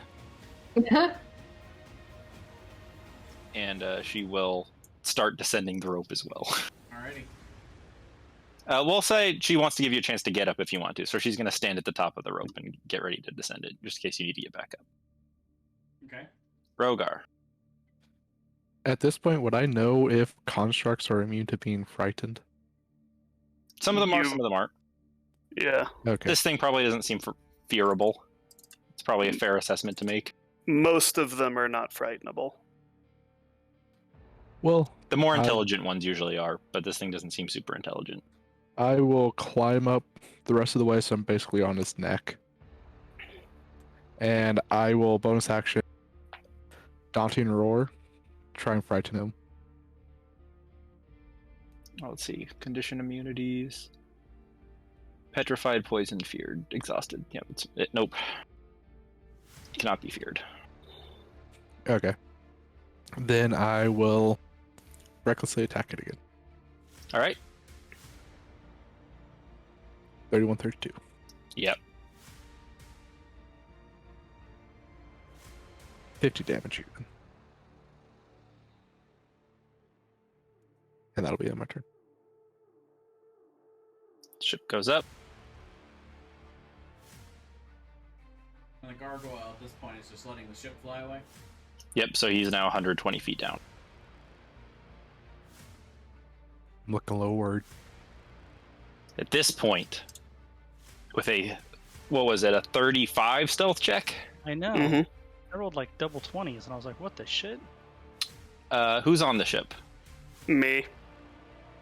Kryn, you hear, and you look back to see a human female in a dark black cloak jumping off of the back of a dark Pegasus. She lands onto the back of the ship, and daggers. She's not moving her hands. She's just like pointing at targets, and daggers emerge from her coat and starts flying into the guards here, as Rana the Willbreaker has boarded the ship. I Well, knew there's that's more what than that one stealth this check time. was. Oh, whoops! I already rolled her initiative. I'm sorry. That's why I said oof earlier, because she got a 31 initiative. I knew that's what that stealth check was. So she's gonna attack some guards. 4 guards. Poor bastards. They ran to the back of the ship because they thought she was safe. How can she get a 31 initiative if her initiative is +8? That is a good question. I don't know what I did. It's literally impossible. Maybe I made a dex save instead. I have to scroll back. It's too far. It's before. It's fine. Magic It's Missile. just it's like there is some math going on there. Here, we'll make. It doesn't matter even if it's a 21. She's still at the Yeah, top. no, she's still at the top. It's fine. I was just like suspicious. So she just has daggers like floating around her, and when she points, they throw themselves at the target. That's cool. That's cute.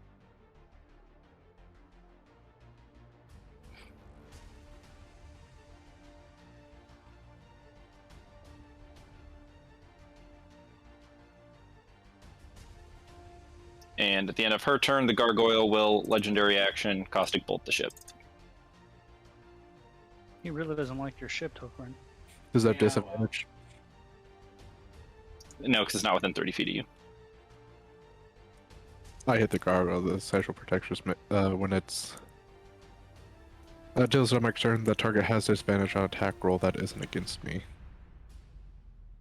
It's Well, an then, attack roll. You're right. So it would miss the ship. And if it hits a creature, they would take half damage, but I assume this ship is not a creature. The ship is not a creature. And let's see. Rana would. I guess she probably would have moved.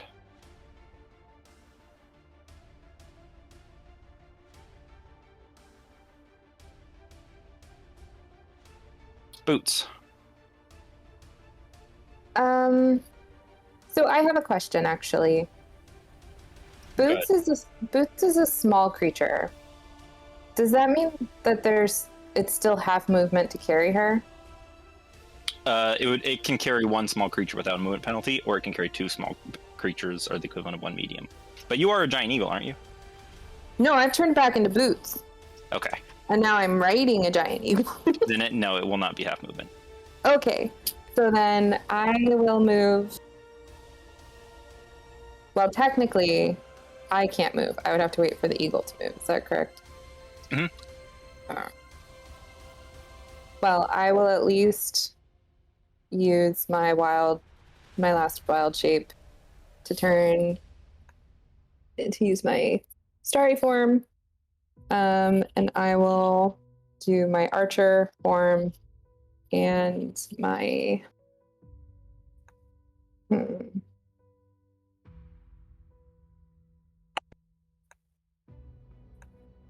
I will use the serpent form. All right. And then I will also use a guiding bolt. How far away is she? Oh, she's super close. I'm gonna shoot it at Raina the Willbreaker. Okay. Sorry, I have so many spells, it's hard to find them. Didn't Kryn have a held attack too? I did have a held attack for the first enemy True, that I you did. saw, which would have been Reyna, and I would shoot at her with sharpshooter. At her Or did you face. see the Pegasus first? And I would have Yeah. Cosmic Omened that, by the way. I'm guessing a 17 probably does not hit her. 19. 19 misses, and what was that? 17? Yeah. That does not hit. So that Okay. would have been his 17. I added 2 to it because I Cosmic Omened it. Oh, so a 19. Okay. So she had a 21. That'll just barely miss. So would she had a Oh wait, 21. she had a 21. 21 will hit. Okay. So then she adds +2 to my advantage because she guiding bolted her. True. So that would be a 21. Except wouldn't your shot have been before this? Ah, yeah, it would have been. Never mind. Yeah. So my shot misses. But the next person that shoots at her has advantage. Or stabs her with a knife? Which technically will probably still be you. It will. Hopefully I'll crit her. Hopefully better damage roll too. That one wasn't that great. Yeah, that one was ass.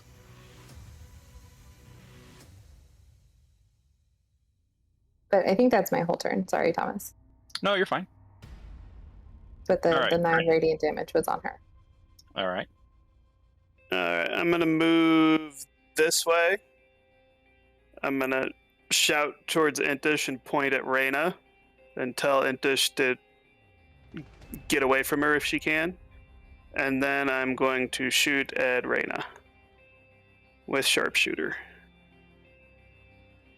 Intish, you're gonna die. Run. 20 will just barely miss. I will action surge. And I will shoot a caliber net at her, which requires her to make a strength save. Ooh. If there was a save she was low at, that might be the one. That's a fail. She is restrained. All right. And that is it. You know what? She's gonna use her one Legendary legendary resist. resist. I was wondering. That's a problem for her. Yep. Is that it for you? You can only action surge once a turn, yeah? I don't know why my thing didn't post, but that's fine. Pretty sure you can only action surge. She will use her one legendary action a turn to throw a dagger at the rope here.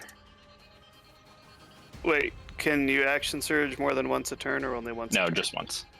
Okay. What's the AC on a rope?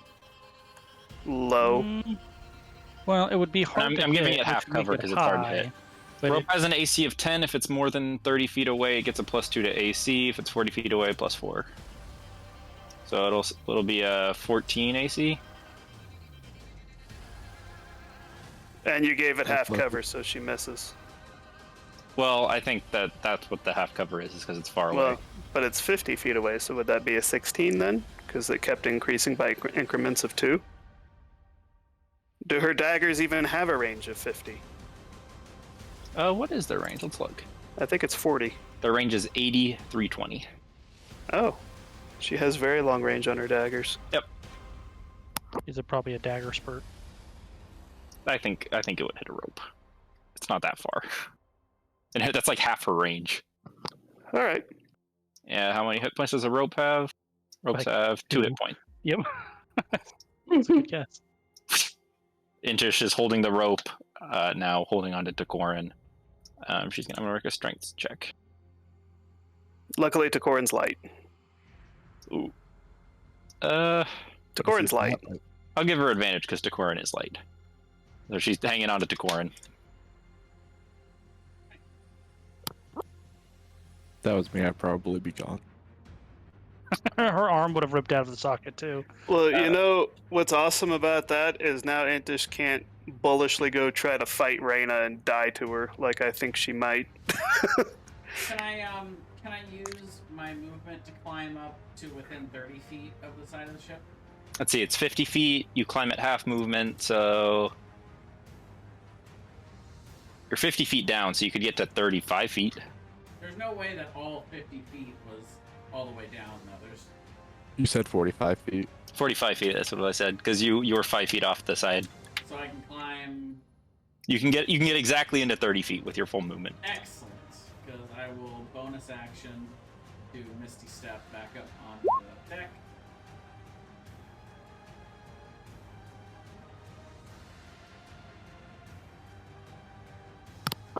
I'll see Reyna there, and I am going to use my Ice Familiar. So you see my floating spectral,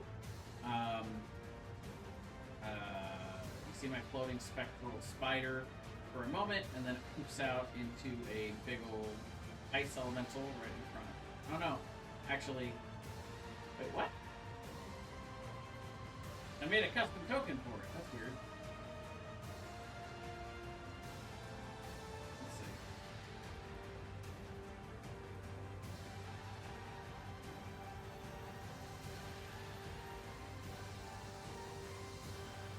Oh. Well, anyway, that'll work for now. I'll figure it out later. And it gets to roll initiative.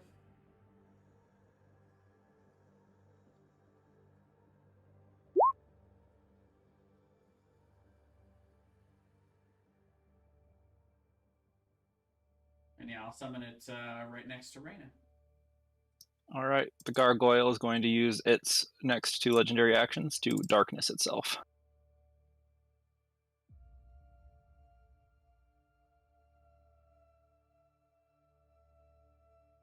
Would your solid counterspell that, I wonder? Is it a spell? It is a spell, yeah. Oh, if it's a spell, I will 100% counterspell. Yep. All right. I've seen me do it recently. Yep. That means Rogar doesn't get his chance too. Oh well. Dressali. For the record, if I wasn't going immediately next, I would not have done that. Let me mark off that spell real quick. Yoink. All right. Hello? Oh, there it is. A 20? Probably not. And a 29.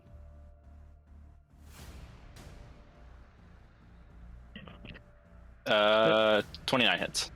So 15 force damage from the 29.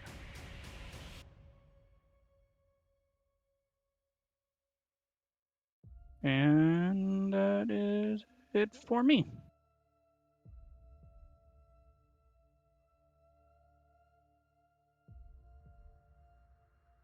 Boots' Eagle's turn.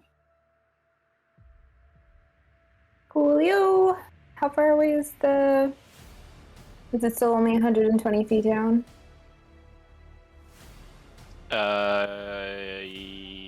it would have gone another 60 feet up last turn. So now it's only 60 feet? No, now it's 180 feet. Sorry, I'm confused. It went The ship further. goes up. The ship goes up every Ship turn. goes up. Okay, okay. You said it goes up and now it's farther down, and I was very confused by that. I analysis. gotcha. Okay. So the eagle is just going to fly 80 feet straight down. Okay.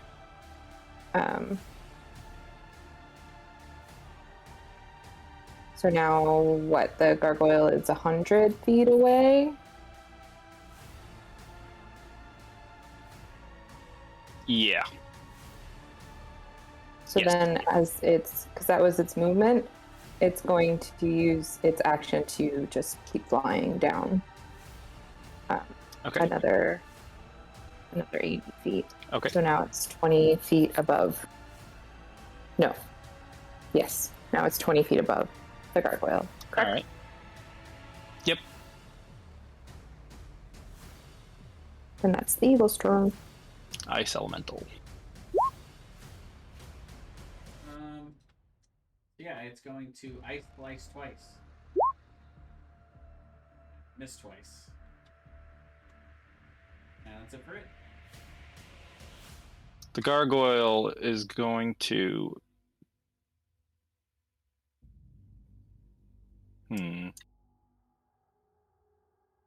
think he's gonna try to pull Rogar off of it.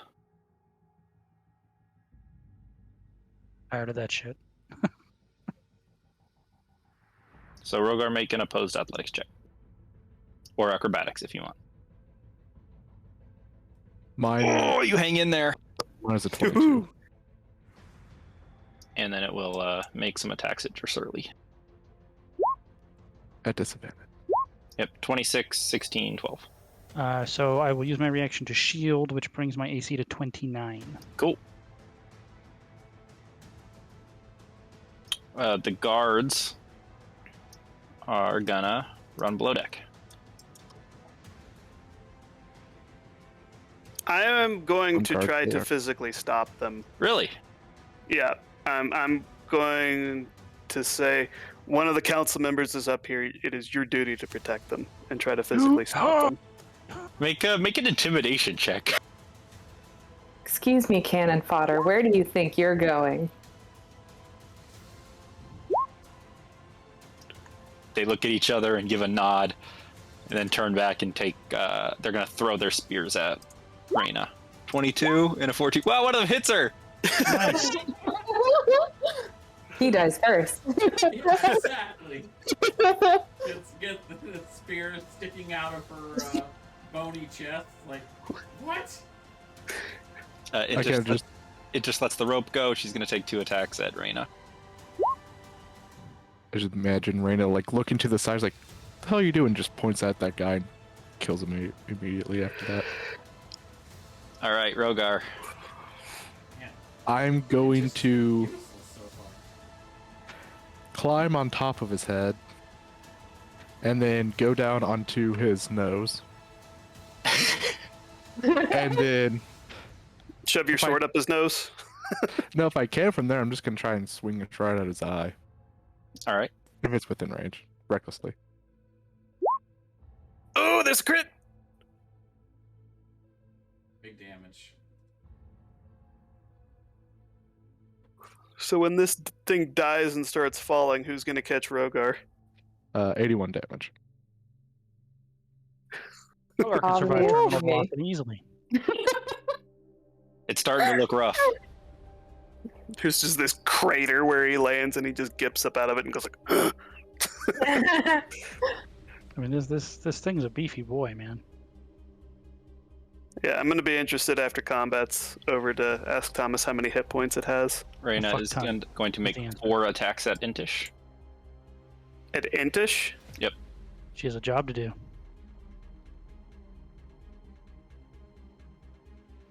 Only hits twice.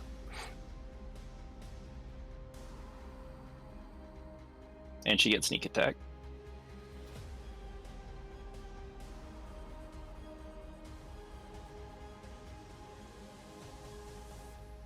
So 31, 63.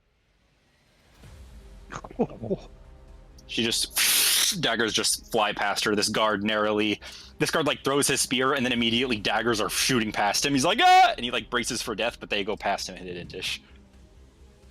We could probably assume the ones that missed Intish hit him and killed him. At the end of her turn, the gargoyle will shoot a caustic bolt at the ship. Misses because of ancestral protectors, right? Yep. Kryn. I am going to run over here and grab. Oh yeah, you skipped Nicole. Oh, Wow, Thomas. well, don't be so skippable. Your turn.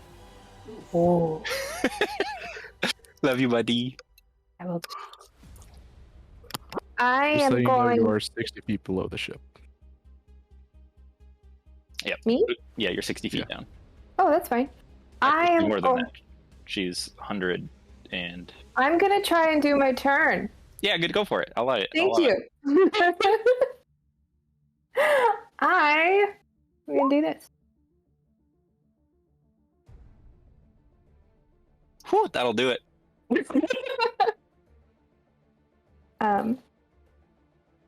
And That's force damage too. That's 68 Yeah, it is. damage.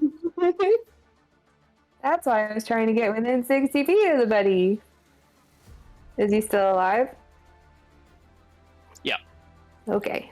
And Does a I will 50 more bow. bonus action archer form. 18, I'm guessing, does not hit. Nope. Okay. That's my turn. Are you applying your +2 from your new staff to that? I don't know if it impacts my archer form, does it? Yeah, it gives you +2 to ranged spell attacks, which your archer form should count for that. Okay, then it's 19. Or +2. 20.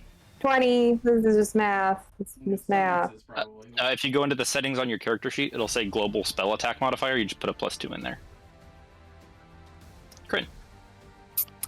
Kryn is gonna move over here and grab Intish and pull her over to the stairs and basically just shove her down the stairs. Sure, we'll say you can get, let's see, how far is that? He's in shock and bleeding profusely and doesn't fight back. Yeah, we'll say you can get her like just below eye line on the stairs, but not farther than that right now. Well, That's fine. Now get down there. Is that my action to do that? To drag somebody, yeah. Okay. You throw Then it I hard. will action surge and shoot at Reyna. 21 to One hit. hits. 33 damage. I'm gonna re-roll the 2 with Piercer.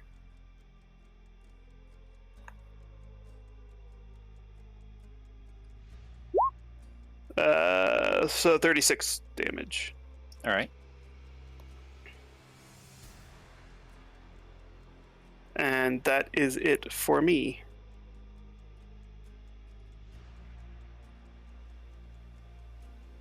Let's see, I would probably have ended like right here. All right, Tokorin. Do I believe that Novice might work on Reyna? She appears to be a humanoid. And she's used her 1 legendary resist. Then I'm going to go ahead and do 6 ticks of Novice. And that's a wisdom save? Yes, and that's a bonus action. DC 22. All right. So her proficiency bonus is lowered by up to 6. Whew. And then, as an action, I am going to cast Blindness.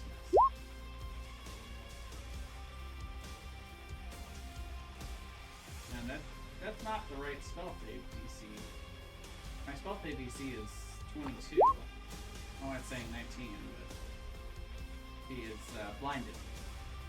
Sweet. In that case, she will use her legendary action at the end of your turn to run away. And the Ice Elemental can take an opportunity attack. It is going to attempt to grapple. Sure.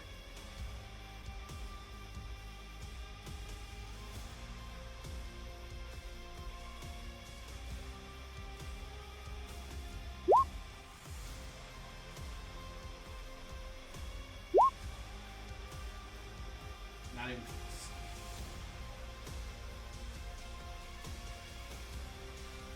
Drasali? When I see her running, I am going Are to. you far up enough for that? No, you're way below the ship. If you're You're like like way a- Oh, we're below the ship. Okay, in You're that like case, 180 feet below. Yeah, the just I 180 will feet down. I will keep doing what I've been doing. I have no reason to do anything different now. 14 will, I'm assuming, No. because it's a 1. Yep. And a 19 will miss as well. So I am going to do nothing actively. Actively do nothing. At the end of your turn, it's going to caustic bolt the ship.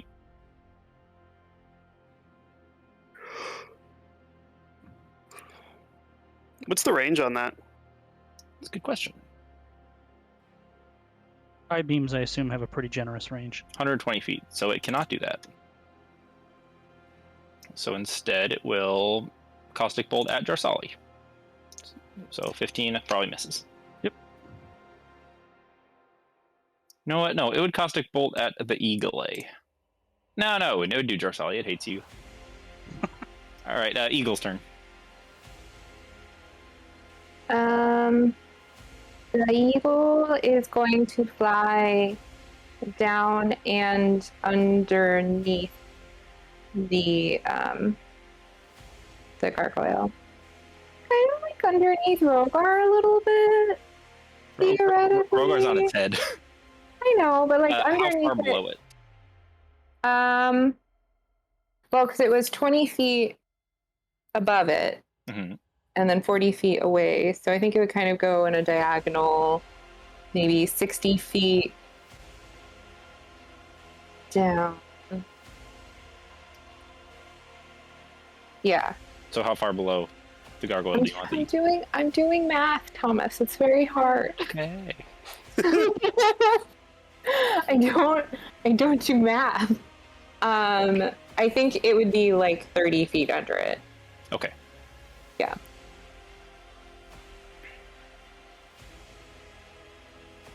Ice elemental. It's gonna move over to Reyna. Attack twice. I assume those both miss. Yep. That's it for it.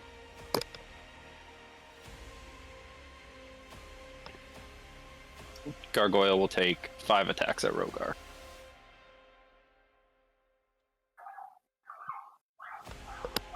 The bite and 2 claw attacks it.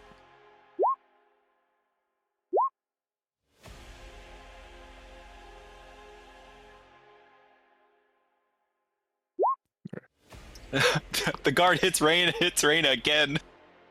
That's awesome. How many spears do these guys have? They each have 3. Okay. Intish is gonna stumble below deck and just like stare in shock at the 4 daggers in her chest. Rogar. She only has 2 daggers in her chest. 2 of them miss. That's right. Good move though, still. What, I'm shoving her good. below deck? No, her just staying below deck. Yeah. I'm gonna attack it recklessly twice.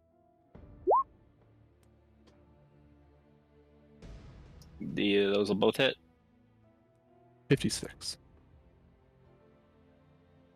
As it begins to fall apart and just collapse onto itself, you feel the stone that you're hanging onto start to wither and fall apart like sand.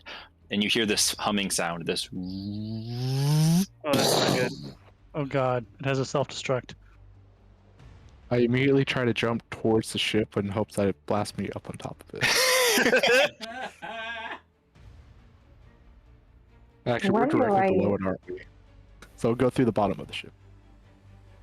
I wonder why you asked 26. exactly how far away I was. Oh. Yeah, I was like, I thought you could have gone 40 feet because you were 20 feet up and you had 60 feet, but you chose 30 perfectly. Well, I don't do math. I was like, I'm trying to figure out Yeah, like fine. hypotenuse of like how I'm moving You don't down. have to do that. You just count it. It's fine. Jarsali's fine. Rogar fails, and so Boots and the Eagle both have to make one. Yeah. But it's still damage, but it's gonna be half damage, right? Yep, and you're not stunned. It doesn't say damage. It does. Half damage. Yeah, it does, or half as much damage on a successful save. Oh, okay. Okay, you're right. Did I close the thing? No, I didn't. Okay. That's just the standard. Come on, Aaron, we know. So both me and the eagle fail. Boots and the Eagle take 86 points of fire damage. Rogar takes 86. Jarsali takes 43. Okay, one moment. Hold on. Is Jarsali within 30 feet of me, being at the top of on his head? No, because she said specifically she was attacking it at its feet, which I guess that we'll say it'll work out. Yeah, that's fine. Okay, then I'm gonna use my spirit shield to reduce it by 46. Okay, So it would be 43, right? reduced to 32. Because Oh, so it would be 32. Okay. So I'm going to use Song of Defense and expend a 7th level spell to take no damage. okay. And Rogar and Boots are both stunned.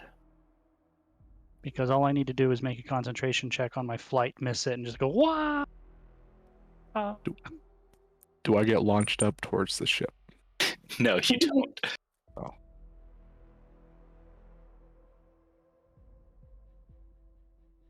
I'm below half health. And I'm assuming we're stunned until the end of our next round, right? Yeah, till Yeah. our next turn. Yeah, that's what I meant. Next turn. Let's see, Reyna here. She is blind. Is she Yeah. going to be able to just make it back to her Pegasus? We're gonna blind? make a perception check and find out. Okay. You might be able to hear it and kind of stumble over there, you know. Pretty good. Ice Elemental can make an opportunity attack. It will once again try to restrain her.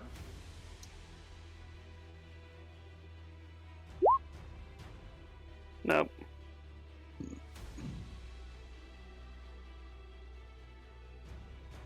Well, does she get to just mount it and immediately jet away? It's not a living Pegasus. It is a conjured Pegasus. Well, I mean, she's still got to get on top of it. Yeah, you're right. Like, We'll say she has to get on it. It's half movement to mount. Yeah. So All does right, she just- have to use half movement to get there? Probably not. Yeah, exactly. So she just gets on it, and that's her turn. But a mount's movement typically has its own movement that It- doesn't count within your own. It moves on her turn, and only when she's on it. Okay. It can't move if she's not on it. Let's see, Boots, you're falling. Yep. And I'm stunned, so I can't do anything. How far do I fall? You fall 30 feet around. Okay. So you're 30 feet down from the ship right now. Kryn. Oh. I am going to shoot at her Pegasus. Okay. With sharpshooter. And crit it. Oh, I'm going to re-roll the 1 for 8 more on top of what I rolled. Sorry, just a sec. 55. And I think Piercer lets me roll an extra d10 when I crit. Is that right? mhm. So another 10 on top of that. Oh my So let's see, that's 20, 30. No, let's see, 20, 65. 65 damage. Is it still alive? No, you just blast and the horse's head disappears. Beautiful. Did she fall prone? I- Not. She's pretty dexterous. She's prone. She's Oh, prone. Wow, surprising. She rolled a 12. She is blind right now. He so was that's- not expecting that. Okay, cool. So we prevented her escape. Our only way off now is to jump off.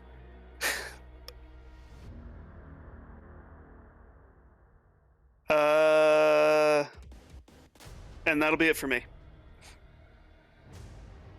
the end of her turn, or at the end of your turn, she will legendary action to dash off the side of the ship.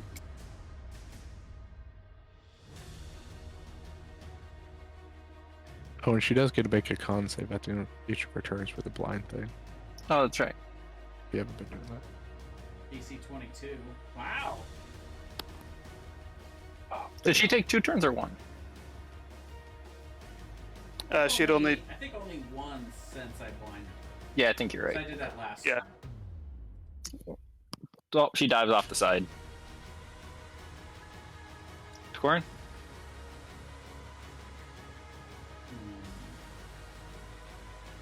How far up are we at this point? We've gone up 180 feet, or more than that. We've gone up more than that. You're 360 feet? Yeah, we're 360 feet up. Well, didn't we start at 150 though? So it would be like 410, or not 410, 510. How did I get 360? I think we're 360 feet higher than where we started at, but we started at 150. Oh, I think you're right. So I think we're at 510 feet. So she's going to be falling for a while. She might be able to conjure another Pegasus. Maybe. There's also someone theoretically still out there that might be able to catch her. Oh yeah, yeah. I think we have people who could potentially catch her. I'm gonna command the ship to start going back down. So it'll go down 60 feet. All right. So it's going down faster than she's falling. So that would mean she would reappear. Well, you speed up 10 feet every round that you're falling until you reach terminal velocity. Okay. What's the speed of terminal velocity? 120 feet around. Okay. Am I able to see her over the edge? If I look? Probably not yet, because she's just barely fallen at all yet. She's like just topped the railing. Alright, well I'm gonna have us going downward. And down and forward. So same trajectory, but down now, So is that toward or away from her? Yeah, I'm trying to chase her. I'm trying to Okay. not let her get out. So toward her. Yeah. Okay. Dressali. We'll fly to Rogar, who is falling right now, right? Yep. Yep. And then I will cast Dimension Door and take us both to the deck of the ship. We'll just leave Boot. Boots can fly. Yeah, but it's the principle of the matter. Boots can fly, Rogar would crater. That's fair. But I would survive. And that's it for me. Ice Elemental. You would survive, that's true. The Earth would not. Probably wouldn't feel good, though. No. He just Probably not. pierces the earth. Alright. What's on the other side? There's a whole of the side world quest of Khuros? Rogar trying to get out of the Underdark because he fell through the earth and into just like a massive cavern. The ice elemental would.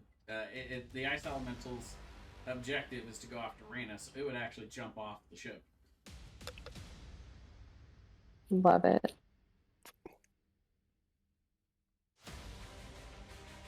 All right, Is it Rogar. Is it able to reach her? Because it can't use its movement speed to. Well, let's see how far it goes. What's its movement speed? 30. I bet it's heavier than her. It would theoretically hit terminal velocity. If it dashes, it could reach her. Sure. They're now side by side falling. Okay. Reyna's looking over at it like, what? Well, no, she's actually blind, and now the ship Right. flies under her. Oh, is she gonna splat into the deck? Yeah. Like a bug on a windshield. So she fell 30 feet, effectively. Yep. Oh, she lands on the deck. Oh, that's great. So would the The ice elemental- elemental needs So to we- take so falling we- damage so we too. caught her. Ice Elemental takes 7 fall damage. It is resistant to bludgeoning, so it takes 3? 4? 4. Excellent. It splashes on the deck right next door. She's still blind, so she will take. She's probably like, what the fuck just happened? She's probably really confused. She could just sense the Ice Elemental fell next to her, so she's gonna make some attacks at disadvantage at it. Alright. Getting desperate. Yeah, 22. I've got an AC of 14, so all of those hit. I mean, it has disadvantage? Because she's blind. Oh, okay. So yeah, the natural 1 misses, but everything else hits. It's 34, 41, 60 damage. Well, she doesn't get the crit. No, oh yeah, no crit. So 53 plus her sneak attack. I'll give her back. So Oh no, she doesn't get sneak attack. She has disadvantage. that's the whole reason I did it. Boots. And oh no, but she's not blind anymore. She passed. No, she No, did. she didn't. Now It's at she the gets to end of roll her again turn. and see if she passes. Still blind. I could have sworn she passed. Well, That was on a rolled turn that one didn't too many happen yet. times. I Yeah, rolled that was- one extra time. Yeah, I'm- okay, yeah. Could keep Um, that once at the end of this turn. Boots are no Oh, longer does she stunned. is she getting a -6 to all of these rolls? Because I lowered her proficiency by 6. You know what? You're totally right. And no, she didn't. Does she have a proficiency score of 6? I don't really know how that works with NPCs. She has a proficiency of 8. Okay. Oh, okay. So yeah, she would have missed some of those attacks too. Yeah. So that's -6 to those attacks. So 11. That one misses. That misses. So it's just the one hit for 19. Okay. Oh man, she's having a bad time. Good. Boots. And with that lowering of the proficiency, would that also impact her saves? Yeah. Yes. Okay. Boots is Well, now on. Saves that she is proficient in, it would Yeah. impact. Okay, Boots is now unstunned, and she will cast Celestial Eagle below her. You get unstunned at the end of your turn. I know, I was stunned through the last turn. Like, you're going to be unstunned this turn, Rogar. I am unstunned. Yeah, Yeah, so is Boots. I went before you. Sorry. Forgot about that. No, it's okay.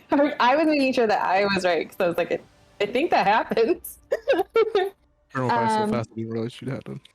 Heal. Okay, so I will cast the blessing of the Celestial Eagle below me, so that I'm it actually just catches trying me. to copy Thomas and skip your turn.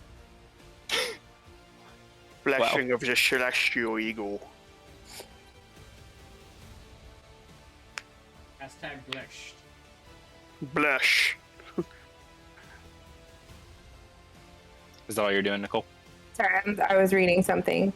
So I think the eagle is on my turn too. Like it moves on my turn. Mhm. So I think I would just have it fly up 80 feet, 160 feet, Okay. straight up. So then how far below the ship am I? Because it went down 60 feet and I went up 160 feet. You're 130 feet below the ship. Okay. Then I think that is my turn. Aren't you still an eagle? No. No. I dropped my eagle. I had conjured an eagle. That eagle died. And then I conjured another eagle.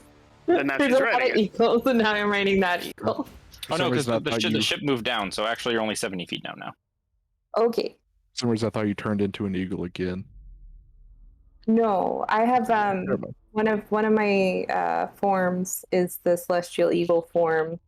That is kind of like conjure fae, but part of my That's what I was thinking. Star Druid stuff. yeah. Great. Yep. Did Reyna stand up?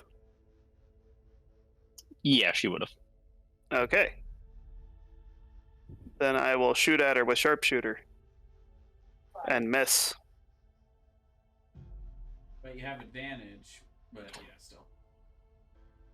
To Corin? I will move too. I will move 30 feet closer. I'm gonna go ahead and move up as well, and I am gonna cast Cone of Cold, which does not affect my ice elemental.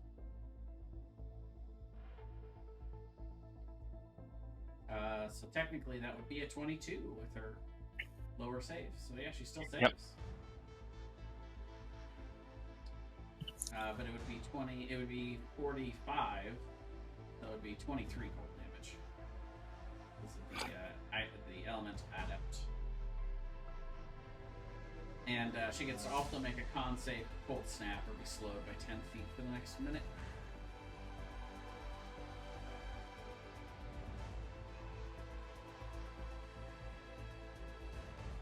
That she does not succeed. She is slowed. Sure, Holly.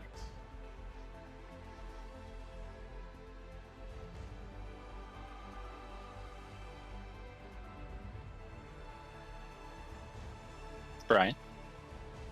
I'm going to cast Psychic Lance at her. It'll pop up in a minute. For some reason, Roll20 is being uber slow for me. Me too. At least I think it'll pop up in a minute. Let's try again. We could certainly.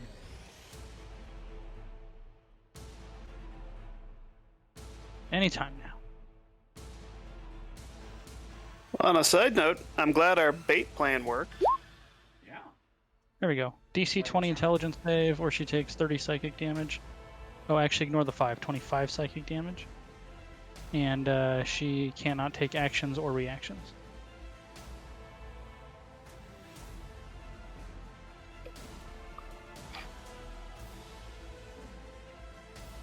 Oh, Because she is. one check. One again. She is now incapacitated till the end of my next turn. or start of my next turn. All right. Does that mean she can't move too? No, she cannot take actions or reactions. That's what it says. Okay. Alright, Ice Elemental. Does it have advantage because she's blind? Unless she has blind sight or something like that, yeah. 17 and 25? 25 will hit. Hey, 10 slashing.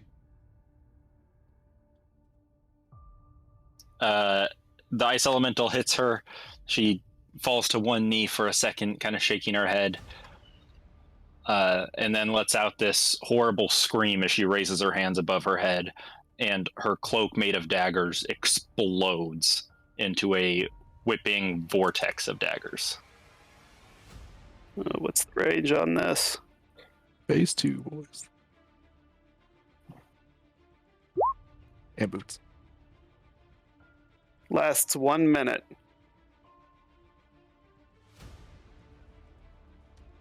That's not an action or a reaction. It's just a thing. Yeah, that's her phase 2. Okay.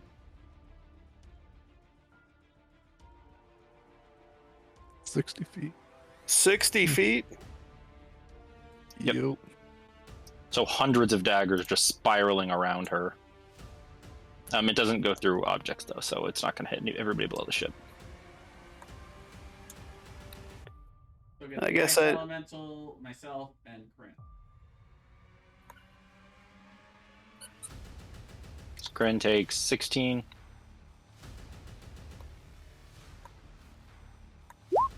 Ice Elemental takes 31. That was me. Oh, okay. The Ice Elemental almost passed it. And then you repeat that at the start of each of your turns. Wait a minute.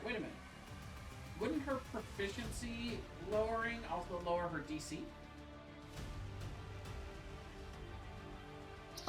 I think because it ends all conditions affecting her, that might apply to novice as well. Well, I don't think. I would assume so. At least. Upon reaching 0 hit points, Reina gains 150 hit points and ends all conditions affecting her. Reina also regains her legendary resistance and summons a dagger storm. Yeah, that's fair. Okay. So Ice Elemental is resistant to bludgeoning, piercing, and slashing from magical attacks. But this is the magical attack. Yeah. Okay.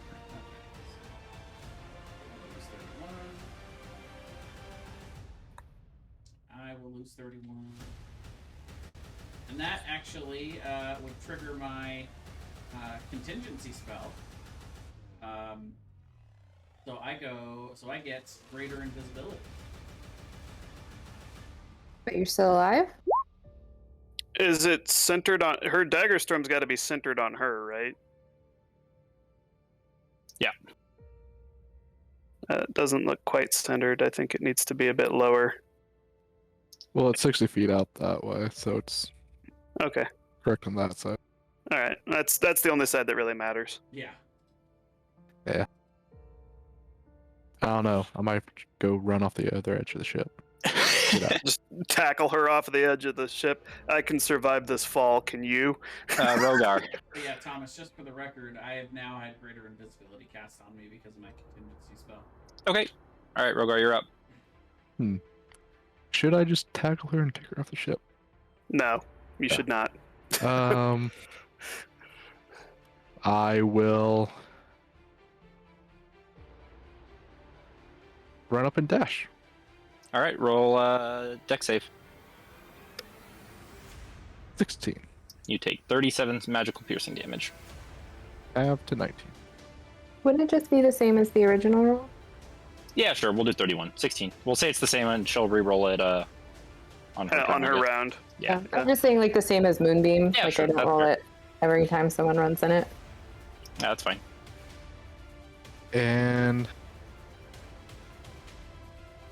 I am going to use my bonus action, use Intimidating Aura. Oh, maybe she gets skeered. Nope, she doesn't. -6 from the... Oh, no. That got Okay. cleared. 8 plus my Intimidation. Dang it, the DC is 20. Unfortunate. Let's see my turn. The ship goes 60 feet down. Reina will make 4 attacks at Rogar. 2 hits. So 30. It's not a crit, but 33 Yeah. Okay. plus sneak attack. It's 38, so 68 total. Half to 34. Boots. Okay. So I think I'm only 10 feet down now. Yes. So I will have the eagle fly me to the moon. Kidding. You want to be among the stars? No, she wants to destroy it. Fly me to the moon so I can nuke it. I'm just gonna change this to the regular guy. And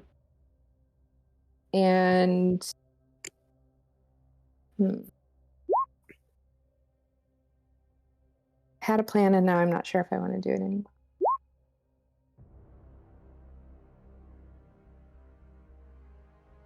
Were you going to cast Storm of Vengeance? I Don't think you should. That's not for this. what? That's for big clumps of people. Why? This is one person. Why not? Well, you heard all of us. And Nothing. You do you. I am going to cast. I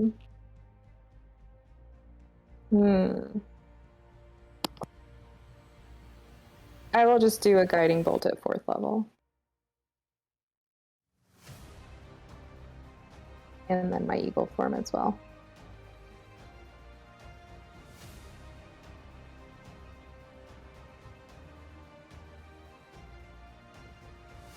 (24) 24 hits.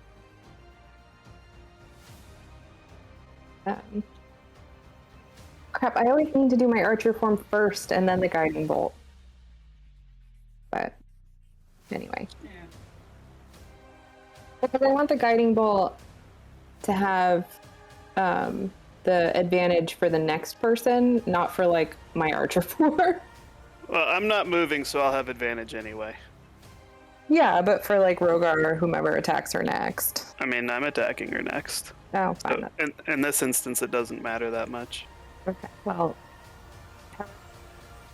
that is B29 plus 23 is 52.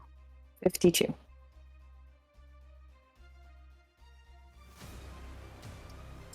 Okay.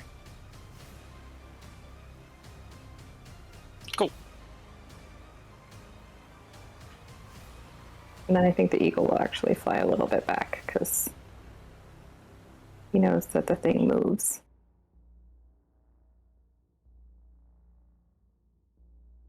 It is moving away from you at this right now. Oh, the ship. Yeah. Yeah. But So- I was also thinking the storm of daggers. Oh, she walked forward. Yeah. I will shoot at her with sharpshooter. Once you Does take that hit? damage at the beginning of your turn? 19 will miss. Yeah. Oh, but dagger with shot. guiding bolt, with advantage, it still misses. I'm going to use one of the charges on my Cloak of Gloom for Fury to shoot again because I missed. Cosmic Omen. Which I don't think it matters, but It's a shame I didn't. Oh, I still have advantage. I do critter. Woo. Any ones I can reroll? No, but I get an extra D10 for Piercer. you could theoretically re-roll a 2 if you wanted, but it might be a 1. So I think you can re-roll any dice. You just That's you true. can I'll re-roll it. reroll a 2 and get a 1.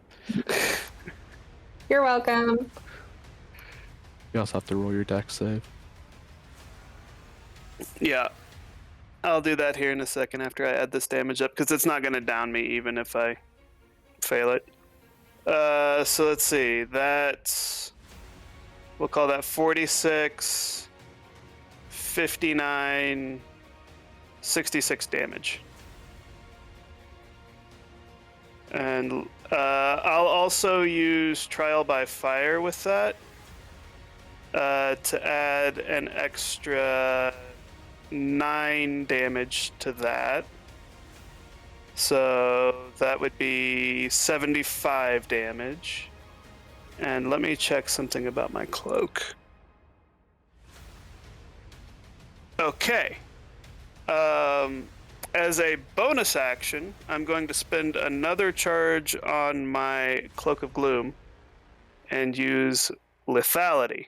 And how much damage was But that? you already That was used your bonus action. Sorry, so that When did I use my bonus action? crosshairs does. Isn't that just like No, it's steady if I aim don't use? move. Hang on, how much damage is that? That's 49. It's 75. Okay. Because I'm adding 9 with Trial by Fire. Sure. Yep. Did you take the damage at the start of your turn, by the way? I haven't yet. Okay. I'm getting to that. Sure.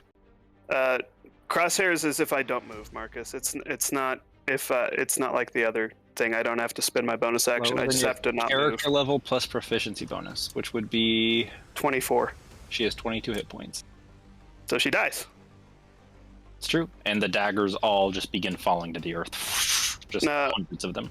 Let me make my dex save. I fail. How much damage do I take? 31. Okay.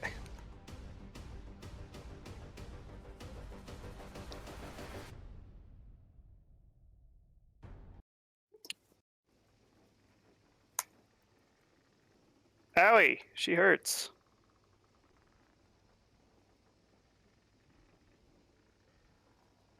I think that's... I would like to cast Sending to a Brar. We killed your bitch. Okay. Oh, and I'm sorry, an assassin and a 30-foot golem was not enough to keep you from being too scared to stick around. Ooh. He just says, trifling gnome. Your people will pay for this. You Bum, did a bum. Hearthstone quote. Bum bum. You did a Hearthstone quote, Thomas.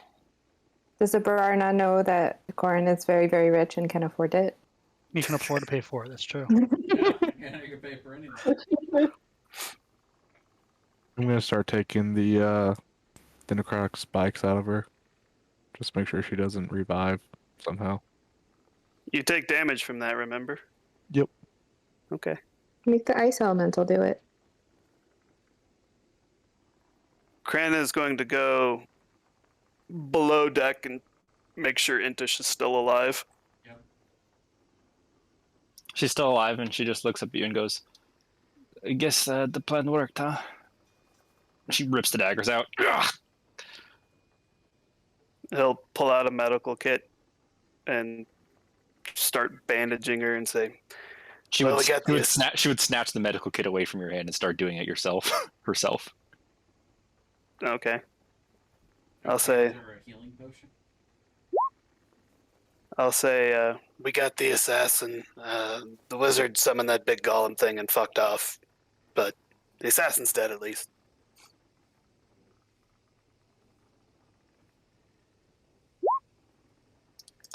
Good. I suppose I must thank you for this. It was a good plan. She says, pained. And then she kind of reaches her hand out for like a handshake. I'll give her a handshake and pat her on the shoulder and say, thanks for having the faith to give it a try.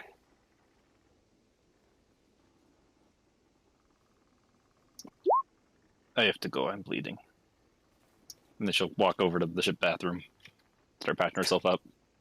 Okay. Did she take the health potion that I offered to her? No, she would deny and just say, "Save it. We might need it." And then she pulls out a flask and says, "This is just as good." Fair enough. Guess we should see if the assassin had any magical goodies on her, huh? And thanks for holding the rope, by the way. I appreciate that. She just nods. By the way, the cloak does stay after you pull the daggers out and the body dissipates. I won't make you make the checks, or you can rip those things out. I do only have 47 hit points, though. They don't shock you unless they're still alive. They did last time. They did last time, yeah. You tried He to was pull it out when he still was still alive. living. No, he was dead. Yeah. I thought he was still alive. He was still alive. Oh, was he? Yeah. still alive. He was like dying, That's good. I- and Rogo wanted to see if pulling him out killed him. That's right. And it did. He did die. Killed him first, and then we pulled him out, and then they can't be revived. Unless they go get more spikes. I would happily identify that cloak.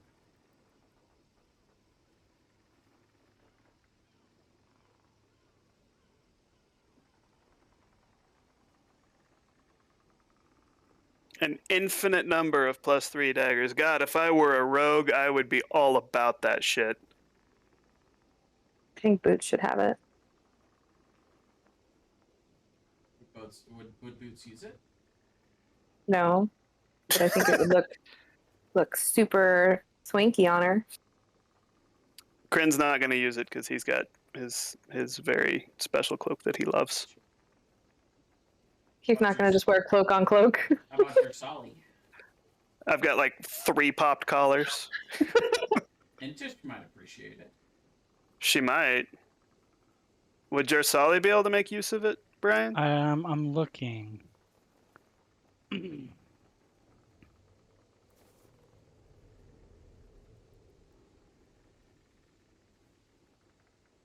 Ooh, maybe. Like I would have to unattune my short sword of warning, which I'm not using as a weapon. I'm using for the not be able to surprise and the bonus to initiative. And she would probably use it, but not like. She could I get a Pegasus. I think it's either you get it or we're giving it to Antish. Is she a rogue? I don't know. Yeah, she's a rogue. Well, she could. Yeah, I mean, she could probably use it. Okay.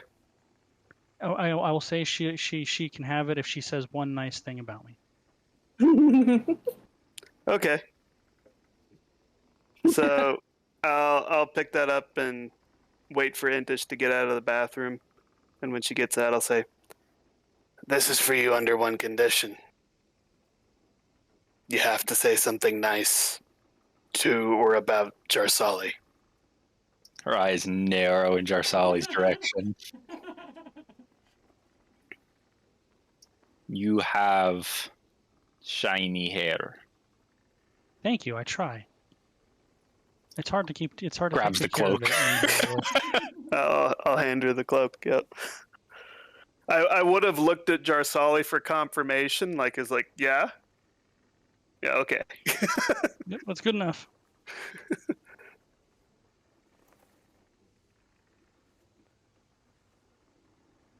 And over the next 3 days. Oh, I was gonna Yeah, go ahead. Boots is still on her eagle, and she was gonna pop up, be like, "Decorin, you want to go see where that Rocky kid came out of the ground? Yeah, we can do that. Cool. Get on my eagle. Well, I would just fly the ship down in that direction. Cool. Get on my eagle." Okay. I'll tell the ship to fly down near the crater until it's about 50 feet away from the crater and then stop. And then I'll get on the eagle. Yay! Fly down. There's a big rocky crater there. Nothing in it? Nope. No magical insights into how this thing was created. Decorin can make an Arcana check if he wants. DC 25 because it's a unique spell to Abrar. Ooh, yeah. Ooh. 29. It looks like a spell that costs a significant amount of material components. So it's not something he can do all the time unless he's very well paid, and it still takes a lot of time. Essentially, he has to create a mini version of the gargoyle out of very, very valuable items, including Vorpal. And then when he summons it, that little effigy of it is destroyed. But he could probably do it again. That thing had a shit ton of hit points. Probably will do it again. And its punches like weren't the scariest thing ever, but they weren't soft either. There were a lot. Oak Yeah. punches. He got to punch a lot. That's true. You know, I taunted Abrar a little bit over Ascending Spell. He said that my people would pay. I just wonder if maybe he might be interested in attacking the Valley of the Small Folk. That doesn't make any sense right now because they're getting backing from the Valley of the Small Folk, as far as we know. No, Takorn put a stop to that. I believe. Did he?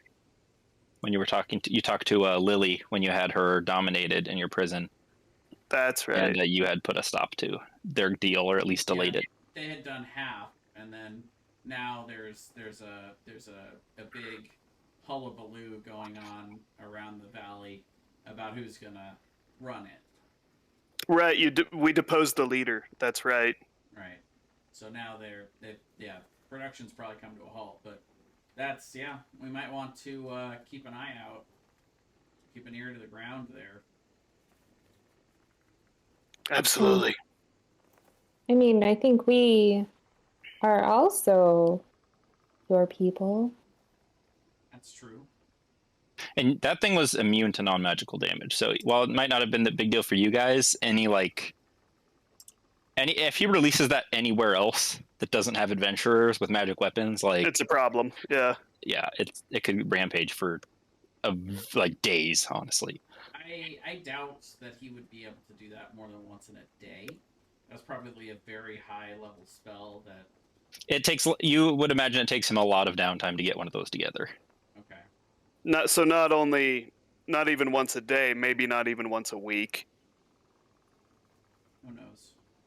But I think we should regularly try to spend some time, keeping an eye out and reconnaissance, which is why I actually have decided to prepare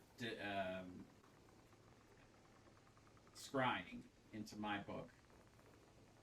And actually, if you'd like, Boots, I can help you with that each day. I can try to scry several times in several places. I mean, I don't mind. I don't always know what we're supposed to be scrying on, but sure. To be honest, though, if we're only checking on each place once a day, and Abrar releases one of those beasts, it could destroy everything before we scry on it, and we know there's a problem. But Boots is gonna lean over to Kryn and be like, "Am I supposed to be scrying on these places once a day? Because I have never done that in my." Kryn's just gonna shrug. I don't know. I mean, sometimes I think about specific things and then ask you, and then you do it. But I don't know if you should be doing it every day. That's kind of above my pay grade. She's gonna give him another coin or something. A coin? Yeah. Now, is it your pay grade? It's a figure of speech.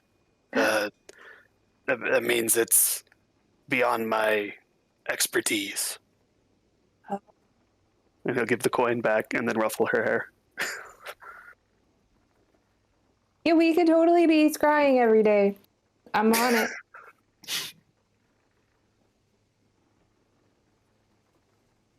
Well, then.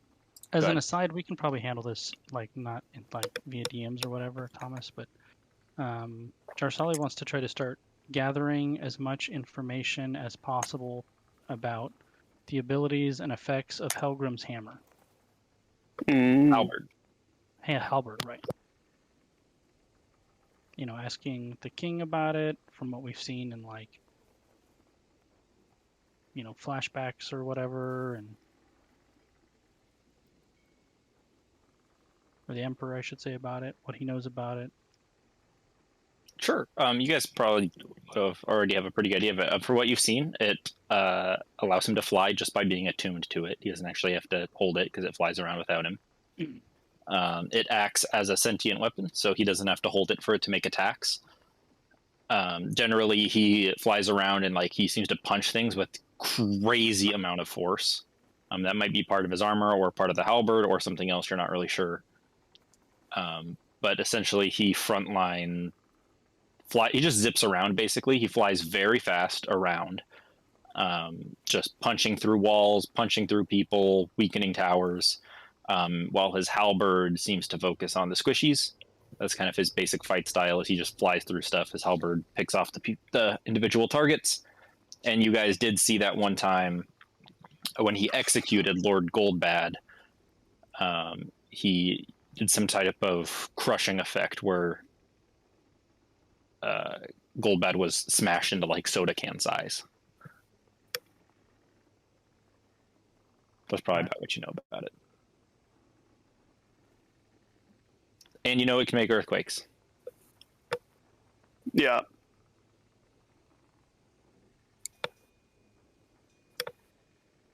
You can do a lot. A seaport? Well, we're on a ship. Oh, is that what the bell ringing is? Yep. Okay. I was very perplexed by that noise. We would arrive at the gutter in the next few days.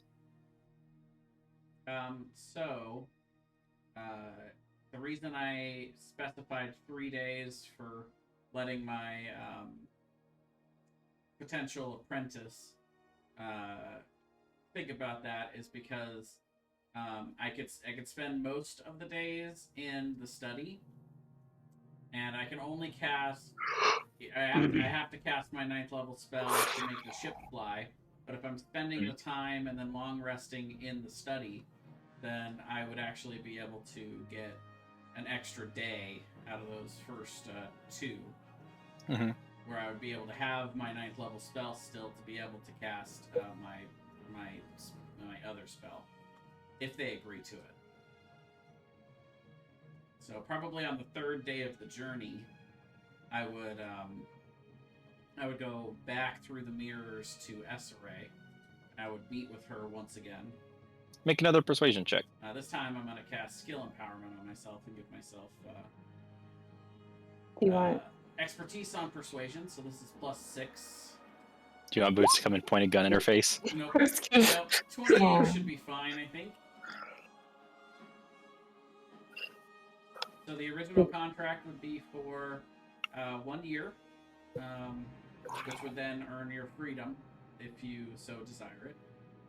If you decide before then that you want to terminate the agreement, that would be fine, but I would give you back to Essere to work off your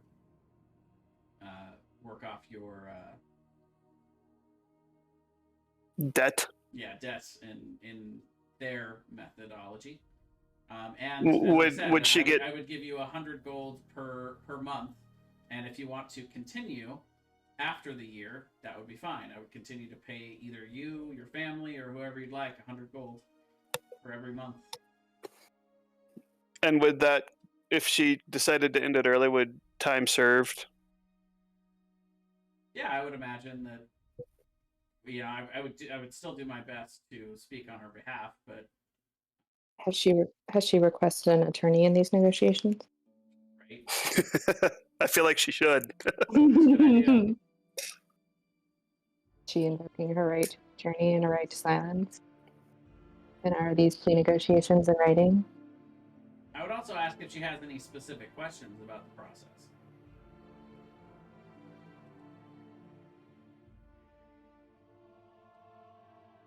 She would have a lot of questions. She seems very nervous about it, but she would eventually agree. Okay.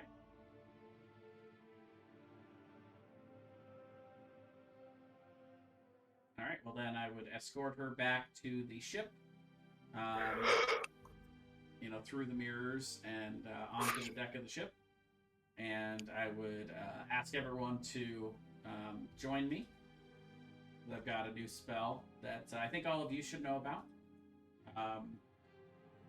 And I'm going to write a series of numbers down on a sheet of paper. Let's see.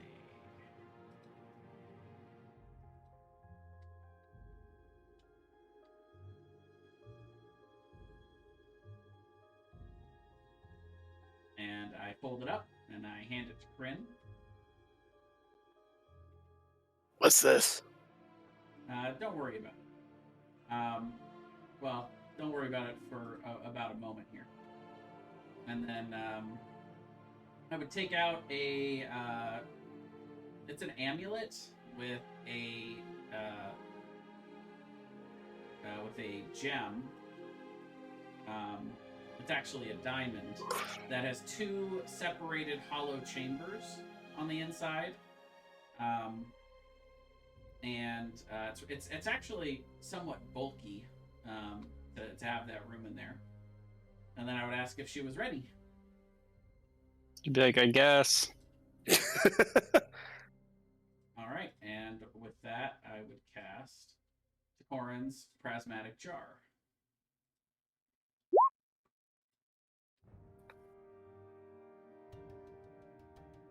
Oh, before that, though, I would unattune to the... actually, I would unattune to all 3 items, because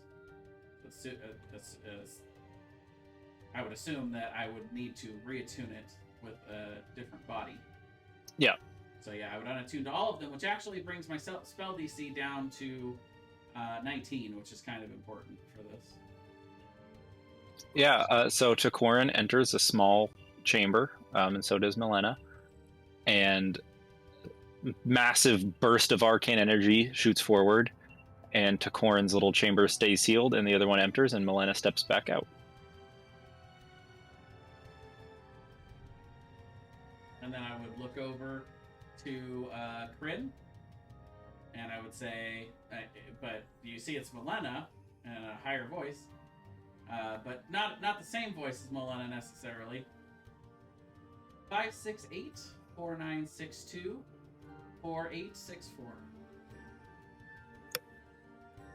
Yeah, that's what's on the paper. Well, I didn't show that to Milena, so that's how you can know it's still me. Oh, that's you in there? And then I will cast pretty effortlessly, in a more practiced manner than you guys would expect from regular spellcasting. Disguise Self. I will reappear as Takorin. Those are your new physical stats, Takorin. Excellent. Do I call you Takorin or Milena now? You can stick with Takorin. It's fine. Oh, okay. Takorin is now able to stay young, as he's taken over Milena's body for the next year. And if you looked closely at the gem, you would see my floating spectral body that's been put in stasis, and you would see a pair of eyes in the second chamber, which look exactly like Milena's eyes.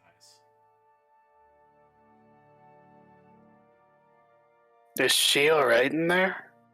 It's a good question. I'll touch the gem and I'll ask, everything feeling okay in there? Oh god, this is weird.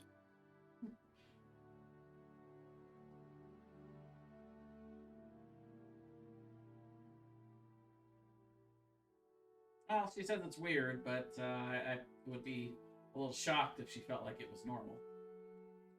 Kryn's gonna kind of be like, yeah? It's weird. Hey, you're gonna actually have a positive con modifier now. All right. Or not positive, but at least not negative. How many more hit points do you get? That's +2, right? You had 6 before? Right? My con was 8. Okay, so you will get you get 1 hit point per level. Right, so I gain 18 hit points. Reminds me of the rat people, the guy who went into their rat ogre body at the beginning. that actually was the inspiration for this idea. I did come across a magic spell that allows that to happen, but it's a much lower spell and it has many more. It has many more side effects. Not the least of which is that it's not voluntary. Well, as long as this is voluntary, I mean, weird, but I guess there's nothing inherently wrong with it. That's my thought. Allows me to get back some of that time I lost, and I can maybe do a service for the person that is volunteering. So can she perceive what you perceive? Yes, she can see out of it, or she can simply close her eyes and choose to essentially rest for as long as she would like. And so you kill her body, she dies? Yes, if I die in this form, then her soul re-enters this body and dies, and then I actually takes a bit of effort for me to get back into my own body if that would have happened. So I'm going to do my best to not die, and would ask you, Boots, if that does happen, to please resurrect one or both of us if needed. There's a chance if Decoran dies that his soul has bad stuff happen to it, but if he can't get back to his body, but otherwise just Melina dies. Yeah, I'll do what I can. Theoretically, my soul would be jettisoned back into my body in stasis as it comes out. But That's the theory, but that can also go wrong, and then Yeah. Decoran's soul can just be like, who knows? Right.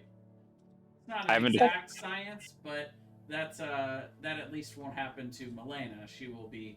I haven't decided. If Decoran dies from that, he might just like be dead, or he might go to like soul limbo or something horrible. Avernus. But what's interesting is that There is a plane of limbo, so he might just end up in limbo. it's harder Yeah, to the kill fun- me in this form than in my old gnomish form. So The fun thing is you don't have to decide what happens, Thomas, until you have to decide. that's true. Harder to kill you, say. I attack him twice. No. Actually, So does yeah, it- my AC doesn't go up at all because I at a dex of 10. So Does that mean you're not a gnome anymore? that's a good point. Do my racial stats change? Oh, I would think they I would. would You think would. you would. You'd be a human. You don't have dark vision anymore. Yeah, we can figure that out later. I would probably, if it were me, I would probably rule that like your like starting ability scores that you get for your race wouldn't change. But would he get a feat? You would lose dark vision and gnomish luck, and you would probably gain a feat. Gnomish cunning. Okay. But we'll do that in between sessions. Okay. Is Sounds that- good. Does that mean I'm the only gnome now? You're the only gnome now. I'm the only Okay. gnome now. Decoran looks like a gnome still, but he's not a real gnome.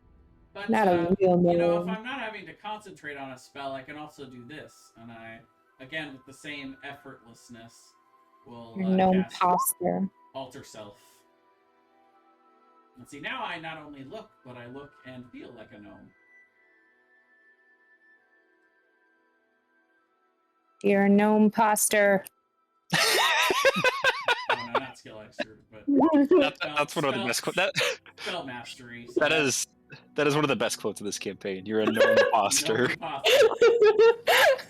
Still a gnome on the inside. Makes you feel better. Decoran's acting sus.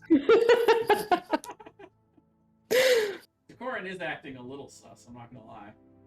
You've been kicked out of the gnome squad. I suppose so. It was just you and me, but it was a squad. Is this still the same day that we were attacked? No. It was two, Could've been. 2 or 3 days later. I would have gone back and tried to train the king or emperor every night. Sure. And I'm assuming tell everyone that you killed the guy. No, we kept that a secret. I probably wouldn't say anything. I wouldn't say time for training. I would ask Decoran or Jarsali, hey, could you message the council and let them know that Raina's dead?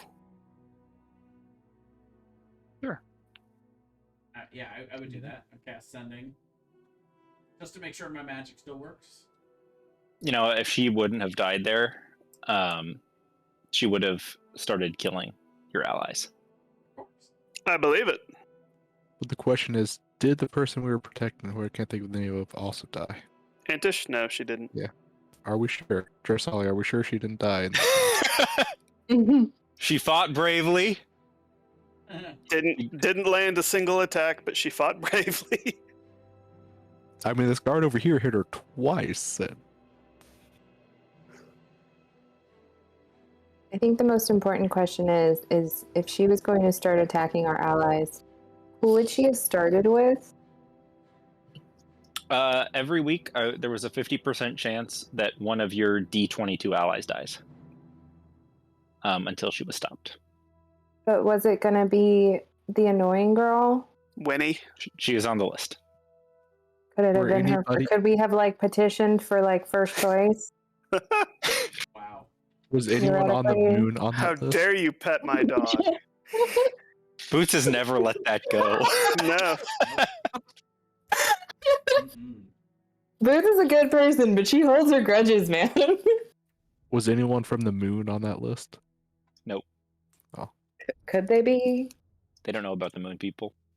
Was anyone from my village on the list? No, they don't know about your people either. And there's no point in killing them because they're just not a part of the war. It would have been like council members.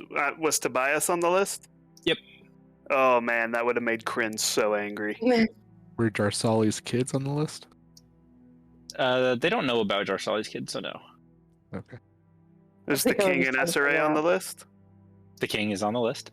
Is Edwin on the list? Okay, we're not going to talk about the list all day. Who's on Okay, the so- Calgary Council? Oh, by the way, how much health did that gargoyle have? Yeah. Oh, let me look. Less than And could Reyna resummon her Pegasus? No. Okay. Only once a day He had 487 hit points. There's a lot I of was stuff. thinking around Oh. 500. It was 14d10 plus 140, Nice. which was the recommended for the CR that I set him at. I I wish got a I little ways to go, but I can get it there. I Not wish I had been able to use my ox form on him more, 'cause that probably would have killed him a lot faster. Because force damage. Yeah, it was 40 and for force damage per turn. Well, we would eventually arrive at the gutter, which looks very different from the last time you guys had seen it. The gutter, the way that it's built, is basically built into the mountain range. A little bit within, there's a small town, and next to it is a river that runs through the mountain range. The river has been completely blocked off with a recently constructed wall, as well as the city. Out front, you see Alliance troops. You see thugs from the Borderlands. You see adventuring parties from the Borderlands. You see the Hunters Guild from Walry. You see several elven soldiers from Levanor. Just this absolute mishmash of cultures and fighting styles, all come together to protect this shitty town of thieves that's been built into essentially a fortress. As the ship comes down to arrive, people come out to meet you. Jarsali, you see one of the princes of SRAs there with their kind of private guard. They'd greet you as the ship arrives, and a bunch of them come out to start offloading supplies. Tobias would come out, walk over to all you guys, and just go, "Flying ship, huh?" Kryn will just walk up and give him a big hug. You've changed since you got rich. Remember when we used to walk everywhere and we couldn't even afford new boots? That's You see kinda- Booth? She joins the hug. Gives you a bit of a weird look. I bet you got flushing toilets in there too. Rich people. I don't know. That's all Takoran's magic. I still kind of live pretty much the same way. Nope, the fame's gone to your head, I can tell. It has. It totally has. She's still clinging to their leg. Well, you coming in? Yeah. He'd lead you through the gutter, which looks so different. First of all, the gutter before was very sparse, kind of this gray landscape with a few buildings in between, run by different factions, but massive expanses of just plain flat stone in between. Now it is very full of war tents, makeshift homes, battlements, constructed towers. The whole place is just this mix of construction and many cultures coming together. You see Dragonborn there, who you really haven't seen very many of before from the Strait of Dragons, in this ceremonial armor, very almost like Eastern samurai type, with weapons you don't really recognize, katanas, kukris, things like that. These kind of samurai-esque Dragonborn that have arrived at the gutter to help, mixed in with the various other factions.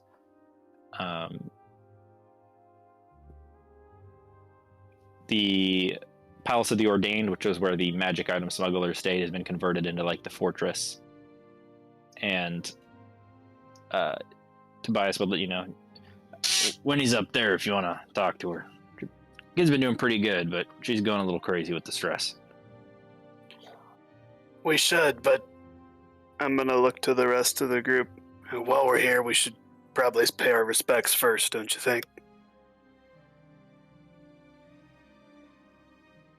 Yes. Please.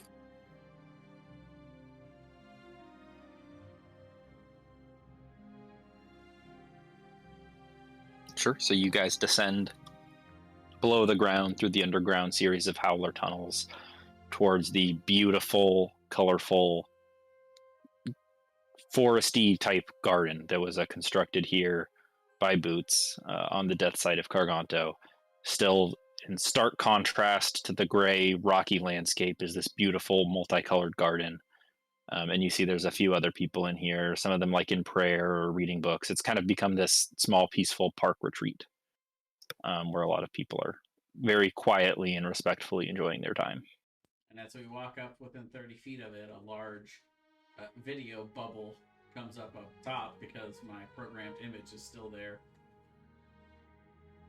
Does Yep. Jarsali know about this place? Carganto's greatest hits. Jarsali does know about this. In fact, she used her Truth Seeker. Truth Seeker That's stuff right. to like experience it from our point of view. Couldn't remember if she was here or not before. I mean, technically, because she rolled badly, she experienced it from Carganto's point of view. It ended up frightened. Yeah.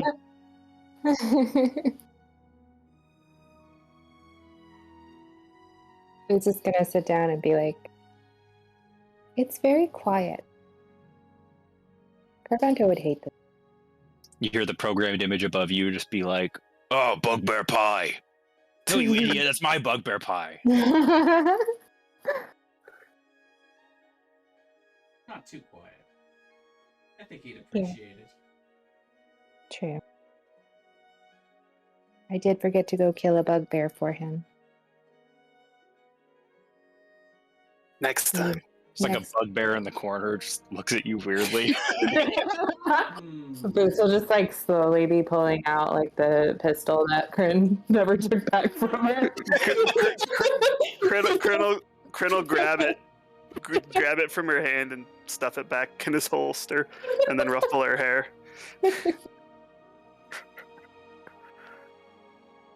She's holding it like she's got like her index finger on the hammer and her thumb is inside the trigger guard and the barrel's pointed back at her. You said it was a dangerous weapon. You didn't say it had to be dangerous to other people. Look, if I'm not safe with this thing, no one else is either.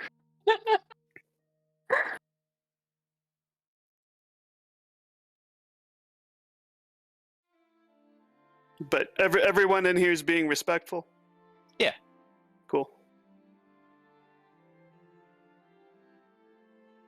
We'll go chit chat with wherever it is that she left the pie that I'm assuming is gone now. Yeah, the pie would be gone. Would have probably gotten gross and rotten, and they would have had to get rid of it.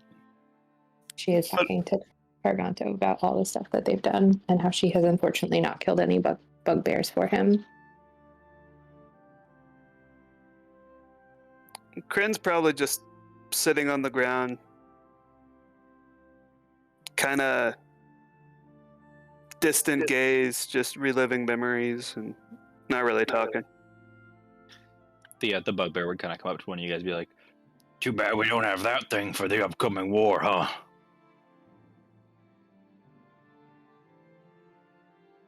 He would have been a great asset, no doubt. He would have eaten you. What? What? You know, actually, that's an interesting idea.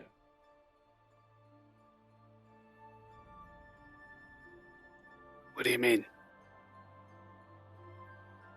I imagine that at this point, with our resources, perhaps we could have Garganto for the upcoming war.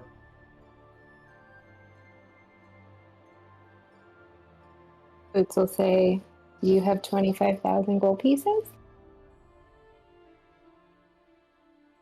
I'm pretty sure Wish can cast Resurrect without the No, because it's a 9th level spell. No, but No, not true resurrection. Just but Resurrect. I think it's just 7th. resurrect. I think it's 7th. Raise dead, I think it is. True resurrection is 9th level. But yeah, but there's also just raise dead. And there's also just the spell Resurrection, not True Resurrection. The Just the 7th level spell. spell, 7th resurrection. one. Well, raise It dead did- doesn't work because he's been dead too long. A resurrection, a dead creature that is in bed for no more than a century that didn't die of old age and isn't undead.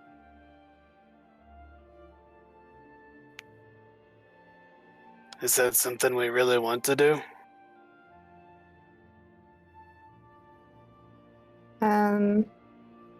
Do we still technically have his body? It's buried here, isn't it? Is it? Is it? You guys don't know what happened to the body because his head got cut off, and then you guys got arrested by the Empire. We found the skull horn though. That was one of the things that was. It's true. Yeah. Yeah. And we buried that here, didn't we? Yeah, but do you need the whole body for You touch resurrection? a dead creature that has been dead for no longer than a century. It does restore missing body parts, so. But I don't know if we would count. Decapitation. Yeah, the spell closes all mortal wounds and restores any missing body parts. So where's this written? Yeah. Good. Now, I will say though, if we were to do it, Garganto would be basically useless in the final fight because he would be like 5th level. He would die again. We would basically be doing it for the purpose of doing it and sticking him with the troops and knowing that he's around for the like Yeah. story of it, Well, basically. And here's the question too, like just is it better to let him rest or to bring him back? Like, Well, part Because of the this is- spell is I that did not if know the him. soul is able and willing, so he can actually decide, "Nah, I'm good." because this is D&D world and we don't know what afterlife he's in, but he might be perfectly happy there. Well, you know, we can always send He's him back eating there. bugbear pie in the sky. You know, we could always send him back there though if he's not satisfied with the resurrection. I'd like to imagine Garganto. I'd like to imagine Garganto broke out of his afterlife, found the bugbear afterlife, and is just massacring them. Sure, why not? I cast wish and find his skull, cast wish, and cast resurrection through wish. I guess that'd be something Brian and Jeremy would have to figure out if Garganto would be willing or not. I'm willing to pull that trigger. I miss Garganto. All right, Brian, go call Jeremy. I'm sure he's not busy. It's probably at work. He is definitely at work right now. Boots just like slowly trying to stalk that one bugbear. She's like, it's like a Hitman game. She's like pulling out the fiber wire. She's just like, you won't even feel a thing. Think how many pies you could become. Still not enough to feed Garganto. So sad. I think without Jeremy, there would probably be an executive Brian decision. But And like I said, we wouldn't actually be playing him. He would just be around because he would absolutely be useless at this point in the game. You know what's interesting though is Garganto is 2 people. So would one resurrection spell be able to bring them both back? Or he comes back like he's had like a stroke, like half the body. So I Yes, guess both carved, but not onto. of us would have to go in on that. Jarsali and Takorin at the same time. Well, it's if Is he Brian, one do you creature? know if Garganta would want to come back? I have no idea. Yeah, I wasn't expecting to have this conversation here at all. Well, you started it with the random bugbear being like, "Hey, it'd be nice to have him back." Obviously, the bugbear didn't know what he liked to eat. This is true. You resurrect him, he just murders the bugbear. You know, Take it back! I immediately take it back! I cast You know- Wish to resurrect the bugbear so he can make more pies. I think it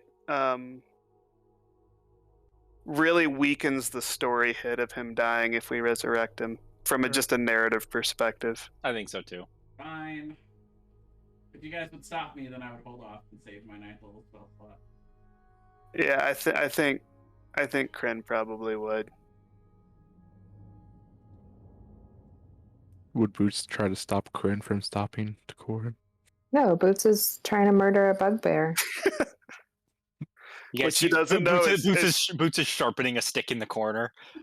What Boots doesn't know is she thinks she's creeping towards him, but Kryn's like holding on to like the back of her cloak, and her feet are just kind of like skidding on the ground. Moonwalking. By the way, Boots moonwalking is a good fit there. Oh yeah, go moonwalk on their graves up on the moon. I'd like to imagine Boots just like puts him in a rear naked choke and is just like, shh, go to sleep. Think of how many pies you'll be. And the bugbear's like, "What are you doing? Like, Delicious. are you trying? Like, my neck's too thick. Your arms don't fit." She's about to go to sleep, Kryn. Get off me.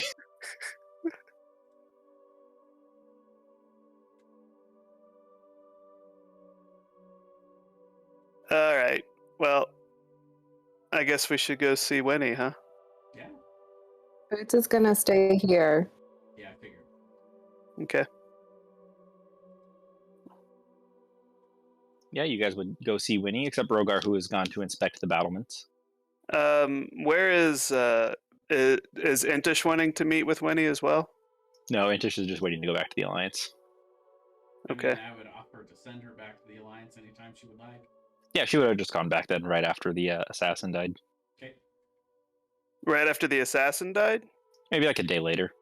Okay. She has no interest in coming to the gutter. I didn't know if she would want to meet her allies and... Nope. Okay. That actually does kind of fit for her. She barely likes the allies she has. She doesn't need more. Makes sense. You guys would go see Winnie. She would come out. She looks very exhausted. She's got like dark circles under her eyes. Her hair is like starting to go gray a little bit. She's just like, hey, all of you, where's Scarf? I think we left him back at the Alliance. Ah, that's too bad. You can see we're really busy here. How are things on your end? Killed an assassin. Nice. Yeah, 3 down. 3 to go. Well, can we expect to have you guys here for when the Empire shows up? I think we had planned to do that, yeah. Is that right? Asking the group. Plan, yeah. Yeah, Yeah. our target is Helbram, so that's he's coming here, then that's where we'll be.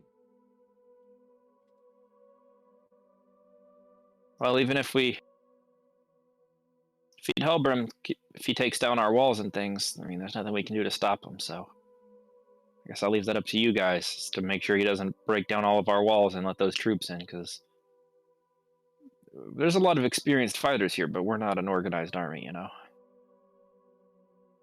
Well, our goal is going to be to kill him. Fuck that guy. Yeah, fuck that guy. I have a couple of ideas of how we might protect the gutter proper. Well, I guess it just depends then on whether or not you guys want to try to bait Helbram somewhere else and fight him there. Might be less collateral damage, you know.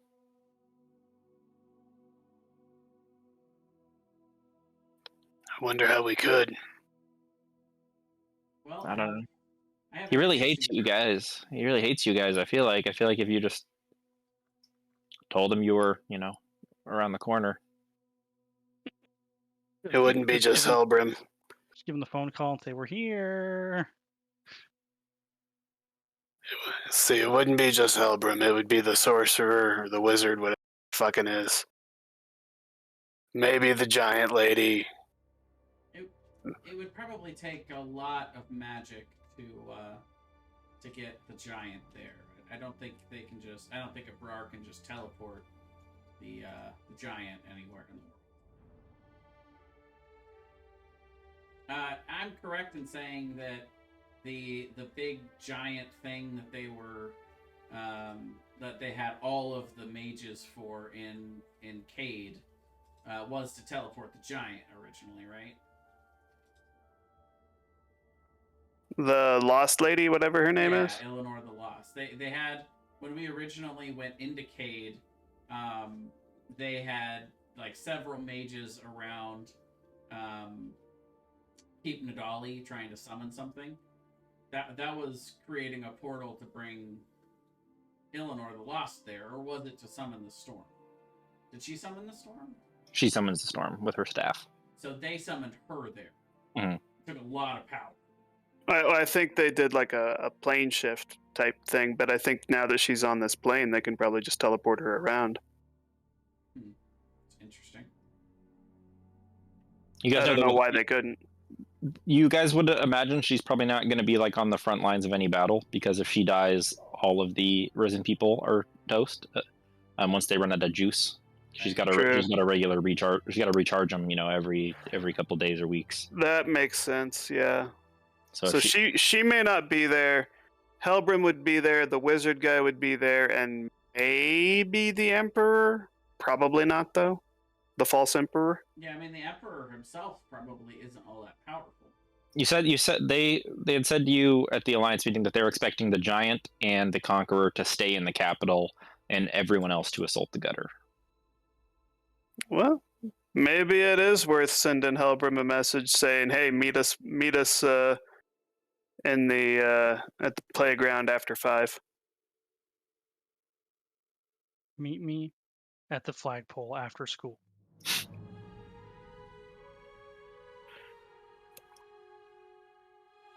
Meet me under the bleachers. Oh wait, no, that's different. That's definitely different. I wonder if Although there's a depending on way- what she found in his dreams, you know, that might do it too. Well, we have to consider the tool that Booth just starts giving Helbram a ton of like gay dreams and like making him question his sexuality. Erotic dreams, yeah. Thomas, I have legitimately told you that I was doing that. Yep, I know.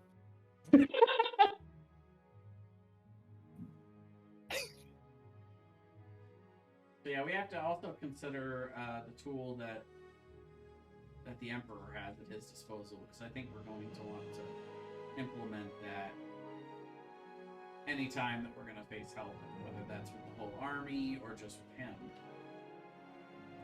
The issue is doing that while putting the Emperor himself at minimal risk.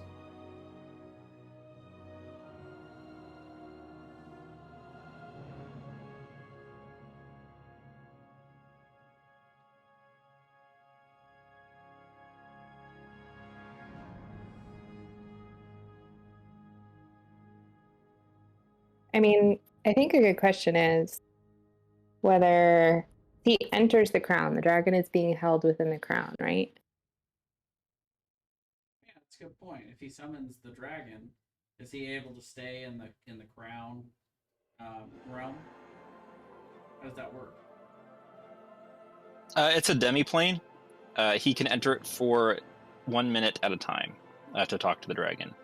If the dragon was awake, so he can enter it for 1 minute, wake up the dragon, and summon him. Is essentially what he does, and then he's out. He's kicked back out again. Do we know how long the dragon is out, or 10 minutes. Okay, so yeah, I mean theoretically we could have him summon the dragon, and then go through my mirror and go back to the Alliance.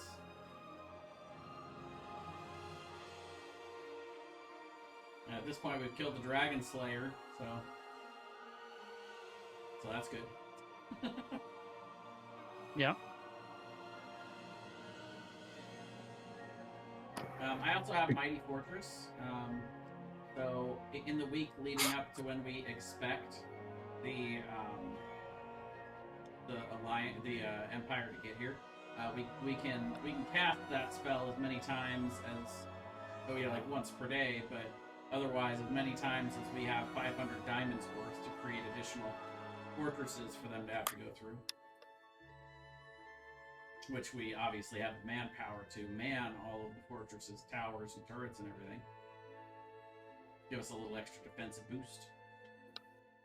I think we'll want the wizard dead before we do that, because if the wizard's alive, he can just dispel them.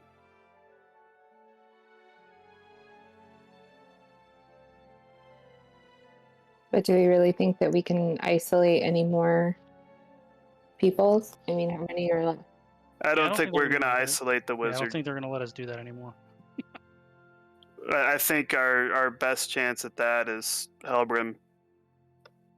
Because I think he's mad enough, arrogant enough, and irrational enough to take the bait.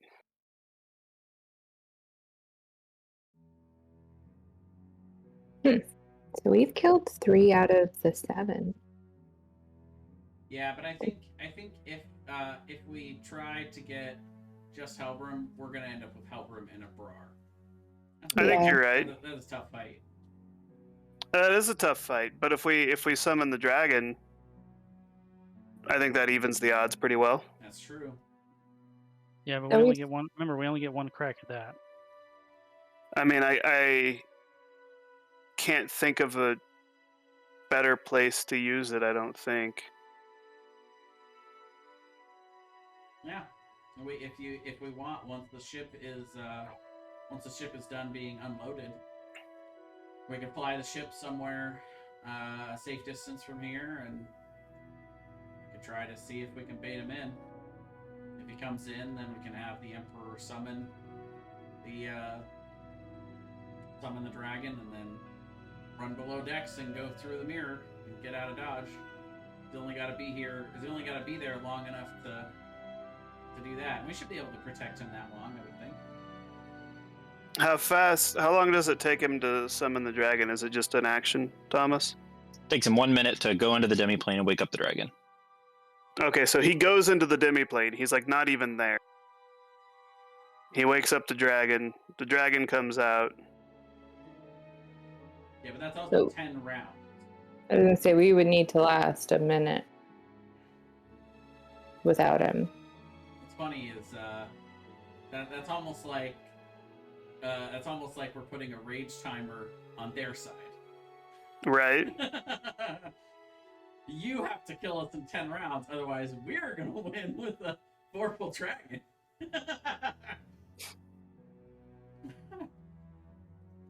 I mean, Wish has some pretty strong healing properties. I'm just saying.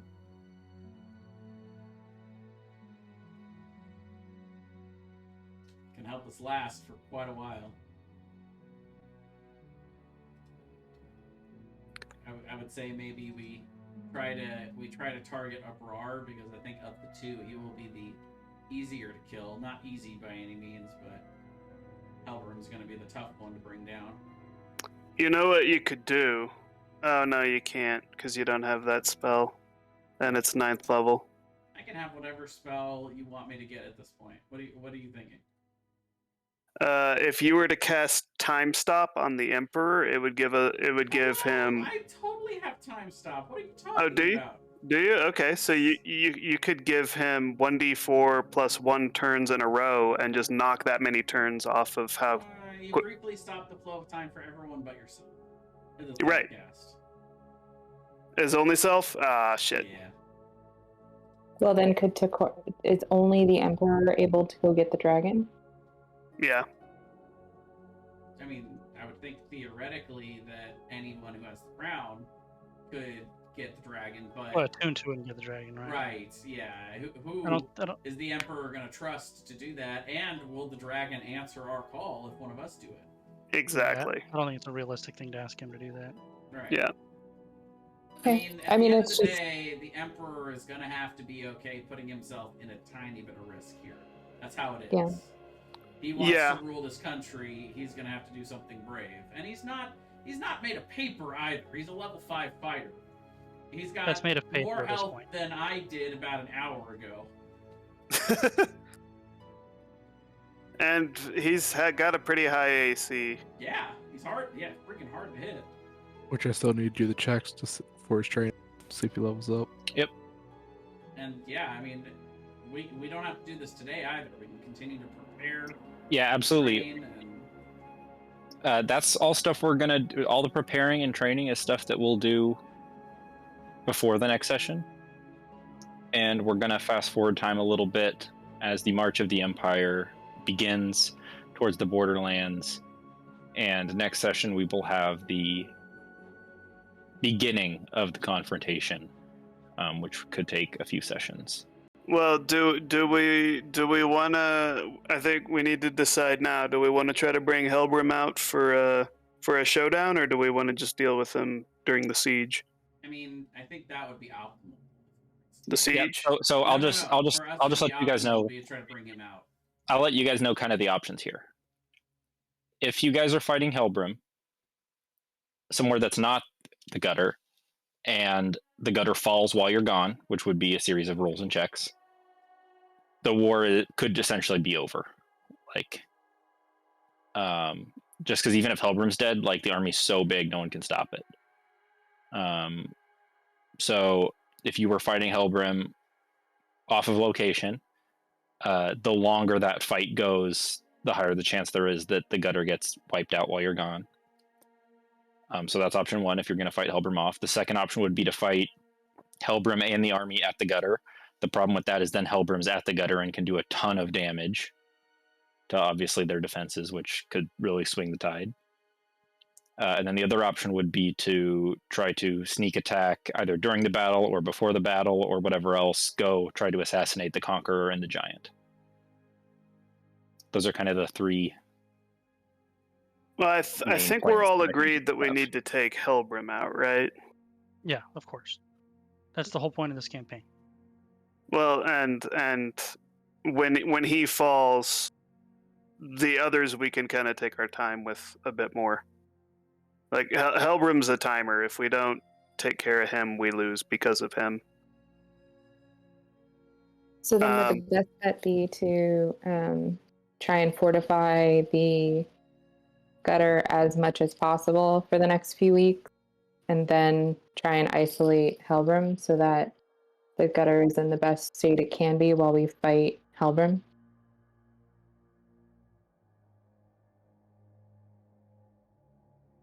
Yeah, if we can gather 10, well, let's see, 10 or 7. Yeah, but you guys could totally do that if you're like, hey, Helbrim, meet us in the middle of the desert, or like meet us on an island, or meet us Flagpole somewhere in the after school. Borderlands. Flagpole after school. Yep, flagpole after school, you could totally do that. And Okay. he might do that, depending on if you roll a good persuasion check or not. But we could do that hypothetically. We could set that up hypothetically before the Empire army's even at the walls. We have like a couple weeks, right? Yeah. There's not a lot of... It would be a much harder check to get him to do that, though, than just for like no reason to go fight you guys. I lost audio through like the first part of your sorry. response. It'd be a lot harder to get him to do that than to say, hey, while our armies fight it out, we settle this between us, because there's just less motivation. Yeah, he thinks his army will beat ours. So even if he was going to try to kill us in an isolated manner, there's no reason for him to do that before his army gets to the gutter. That makes sense. Unless we say if we Tactically lose, for then him. the alliance will surrender. Well, that's the thing is the way He doesn't care. He doesn't care if they surrender, really, because he knows he wins. True. Yeah, the way we get him, the only way I think we convince Helbram to do this is if we make the argument that, you know, it doesn't, that not everybody has to die. You know, the armies, all the people that comprise the armies don't have to lose their lives. Only you or us, because that's really what this all comes down to. So spare the lives of your men, and we'll do this the old way. I don't think Helbram cares about the lives of his men at this point. You I know, think the that- one thing I do believe about him is he does believe in the expansion of the empire. And that's easiest to do with people.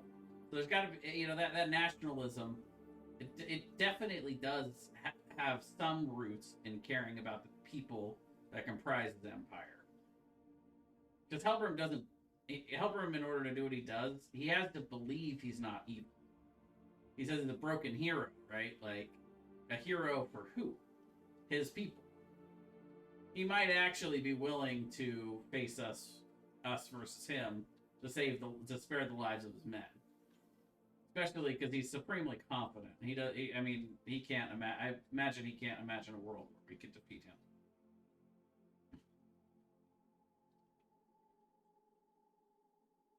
And it's worth a shot. You know, what's the worst outcome, right? We fly our ship out there a few days before they get there. We try to convince him to come out there, and if he doesn't, then Yeah, I mean, you wouldn't even have to do it before, because you wouldn't even have to do it before, because you could wait till the army's at the gate and then like march out and challenge him in front of everybody too. That'd be another option. Yeah, and if he denies the challenge, then he looks weak. He's a weak. he looks weak. He's a weak little baby. That's not a bad plan. Jay did want to march out and meet with him in front of both the armies. That was I know a dream of Jay's, so that might work out. I do kind of like that idea, I think, because that kind of hedges our bets, right? Yeah.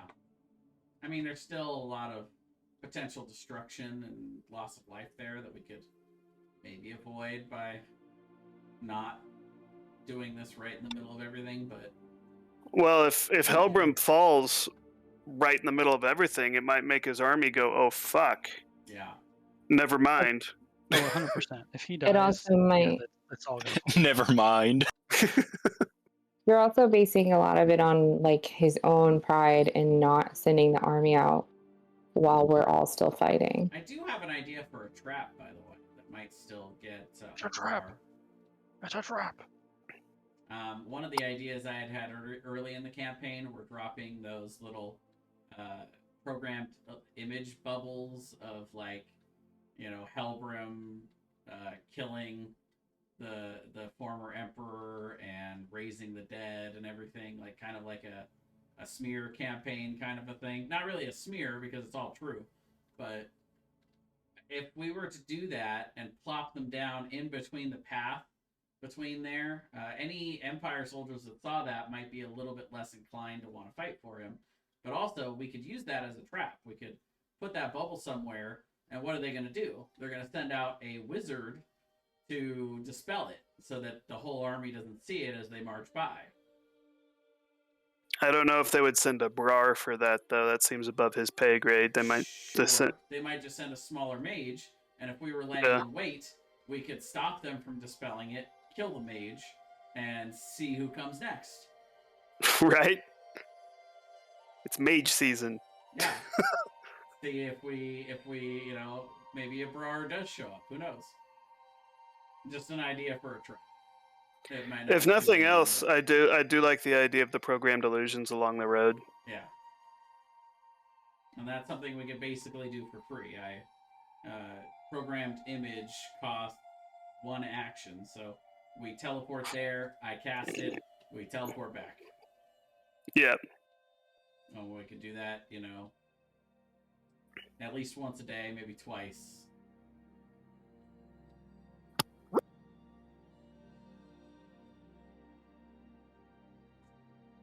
All right, then. Why have I not just been casting Storm of Vengeance on top of them repeatedly? I mean, you could. You could. You guys. You gonna do that? I mean, Get like a mile away, so it's like, yeah, I can see you. Storm Yeah. of Vengeance, and then just Takorin teleports you out and leaves a programmed illusion on the road. wait, I just bopped to the moon. There. I see it. So just to put this in perspective, the combined alliance forces, all of them, not just this is not in the gutter obviously, but just combined all of them, Mhm. is around 50,000 troops. Yeah. The Empire's army is 180,000, with vastly better technology and organization and training. Why have I not just been Storm of Vengeancing these people? I mean, we could. Well, yeah, you can do that while they're on the road. If we just Yeah. find out where they're at Scribe. on the road. Yeah. I mean, I could just straight up turn into an eagle and fly there. Helbram's really Oh. fast. He might be able to catch you. I would want you to be able to teleport out. But if there's a tree nearby, you could just use a tree. Yeah, scry on. Well, you know what? Actually, we have somebody in the army that can tell us exactly where they are. Yeah, but then he might die. What do you mean? We send a message to Drasali's son, and he can tell us where they are, and you just you won't cast it where he is, but Well, if he's in the army and it's a 300 and something it's a very big area that it 360 is radius. casted. Yeah, 360 radius. Which, I mean, I don't know if that would actually cover the whole army, but It'd cover a lot of it. it would cover a lot of it. well, and then if we're far enough away, maybe that is how we draw Helbram out. If he's marching with the army, You start devastating his army, and he goes, "I've got to deal with this." Yeah. yeah. I mean, And then he just solo targets Boots. well, actually, you make a very good point that if I just scried to like the edge, like if we told Drasali's son to stand at like the edge of the group, like the army, Yeah. next to a tree, Boots will bop in literally because it's just one round, so she'll bop in, cast, and then bop out again. Yeah, because it stays open until the end of your turn. Yeah. So you open the portal, you cast it, far enough past him that he's not in danger. Yeah. All he would have to do is break away from the army to go to a tree. That's 360 feet away. Yeah. Hey, like, hey, I gotta go take a leak. She would have to recast teleport via plants. I mean, that's fine though. If I'm only casting those spells, and theoretically all of us could go, but like if it's just one of us trying to be super sneaky, I mean, I don't see any reason why I wouldn't just pop in there to drop a sunburst. Yeah. We'll say that That's a 150-foot range and it's a 60-foot radius. I mean, theoretically, what's his name could dispel it, but it is a 9th level spell, so it would be a bit of a challenge to dispel. It would hinder his abilities for the day if he's gonna keep using this 9th level spell slot to. I mean, he can dispel it at a lower level. He just would have to roll. You're killing soldiers either way. Yeah. Although Storm of Vengeance probably wouldn't even get a percent of their army. Yeah, I mean, depends on how many times they cast it. 1% would be 1,800 people of their army. This is all about decapitating. This is all fighting at the head. It would shit on their morale, though. Sure. Well, and I think it's also just like whittling them down. It helps just in general. Longer. Yeah. Yeah. I don't know. Do you guys think that's actually worthwhile or not? I'm not sure if it's worth the risk myself. That's a great gif, Aaron.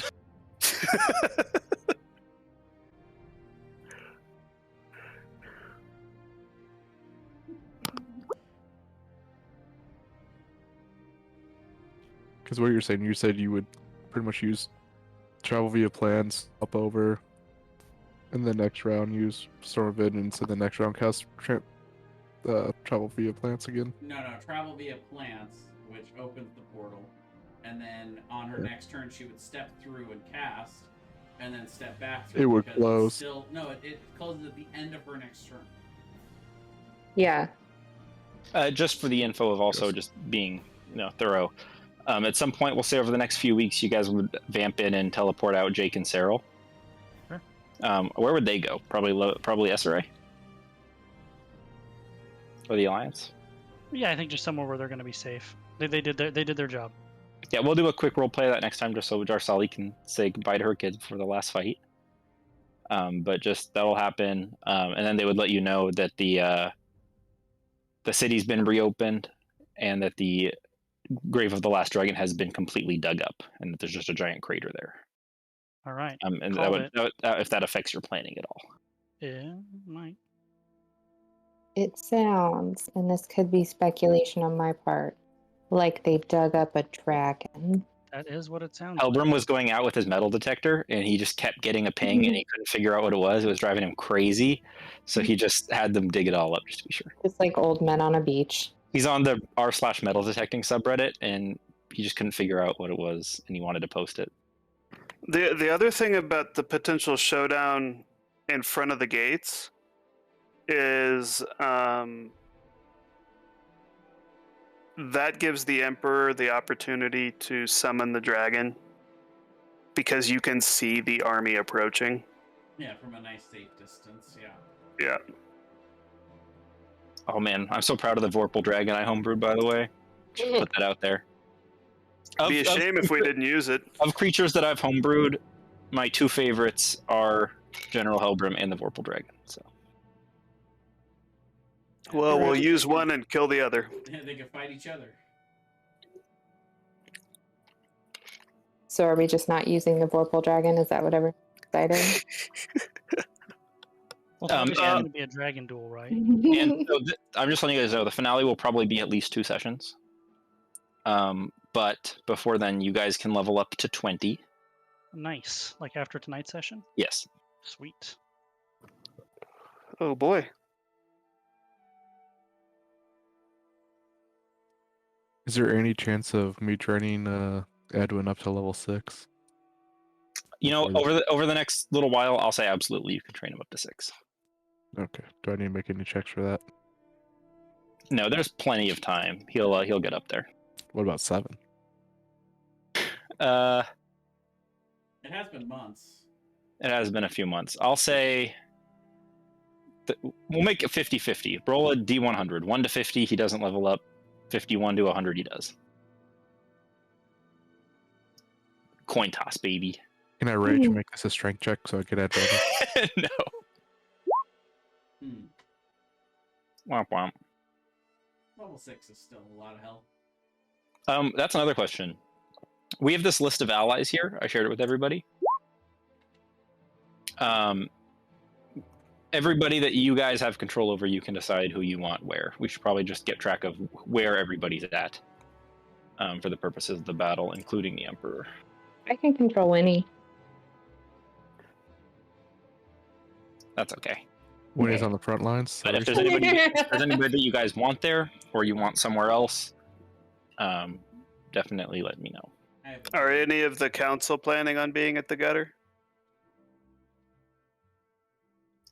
Let's see. Kemp would not be at the gutter. He's the Oracle. He would be doing like fortune telling and prayers in his temple at the Strait of Dragons. Rolfin's like a businessman. There's no reason for him to be there. Eska has no battle experience. Pearson Mara would be there for sure. Winnie would be there. Tobias would be there. Sage and Lady Armsbruster probably wouldn't be there. Sage might be there if you guys wanted her there. She might like sneak out and come. She Probably not. Ooh, afraid she might die. Chester would be there. He's giving out runes to a whole bunch of the soldiers, just like one-time use runes for heals. Mostly heals, and then like the occasional shield rune and stuff as well.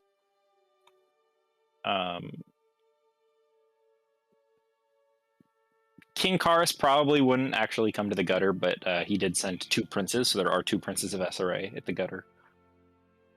Whether or not you guys want the Emperor there, it's up to you. If you want to try to, he needs to grow a pair. Yeah, he's got to be there. sure. If you guys wanted to get a hold of Tatiana or try to get a hold of Crane, you could probably have them there if you wanted. I don't trust Crane.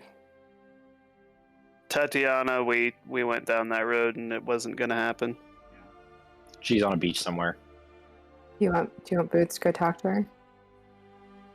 Nah, it's all right. Boots can talk to Witty.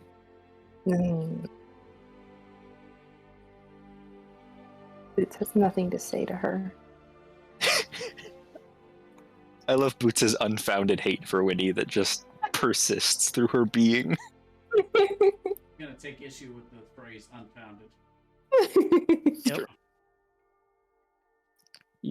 You just hate her for no reason? I do have cause to hate her. It is because I hate her. Obviously.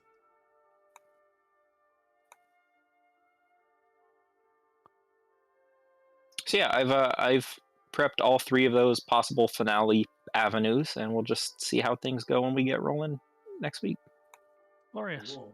Probably the semi-final session of this campaign. Woot woot. Wait, we've leveled up 2 times? Yep. Level to 20. Okay. I said we were probably gonna do that last session. I decided if you guys killed another one of the broken heroes, that you would get 2 levels instead. I just wanted to make sure. Yeah, sure. I was gonna, because you guys get a level over the next few weeks and months, and then I decided you get one every time you guys kill one of the, if you killed what's her face. So that's 20.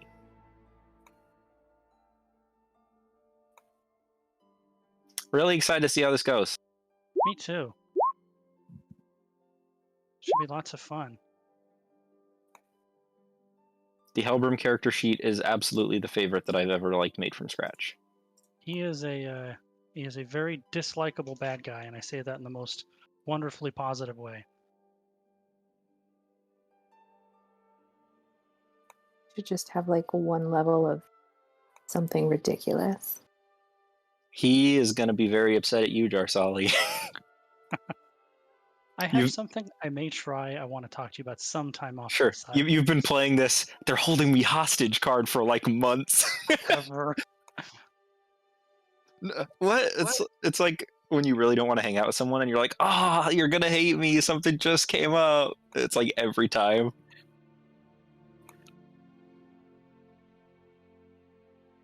I really would, but I've got this doctor's appointment. It's 11 o'clock at night. Ooh, it's the only time. It's a weird doctor. I know. He's actually from Japan, so he's on the reverse cycle. He's nocturnal, You're, I know, I'm always thinking of Rick, but you're reminding me of a defendant that is on GPS, home confinement, and cannot have visitors, and is only allowed to leave his house for doctor's appointments. That is the way that I was able to convince them not to have him back in prison. I wanted him back in prison. That's how the judge decided to keep him out. And he was he left his house for 8 straight hours and was like, I went to the pharmacy. I don't think that's true.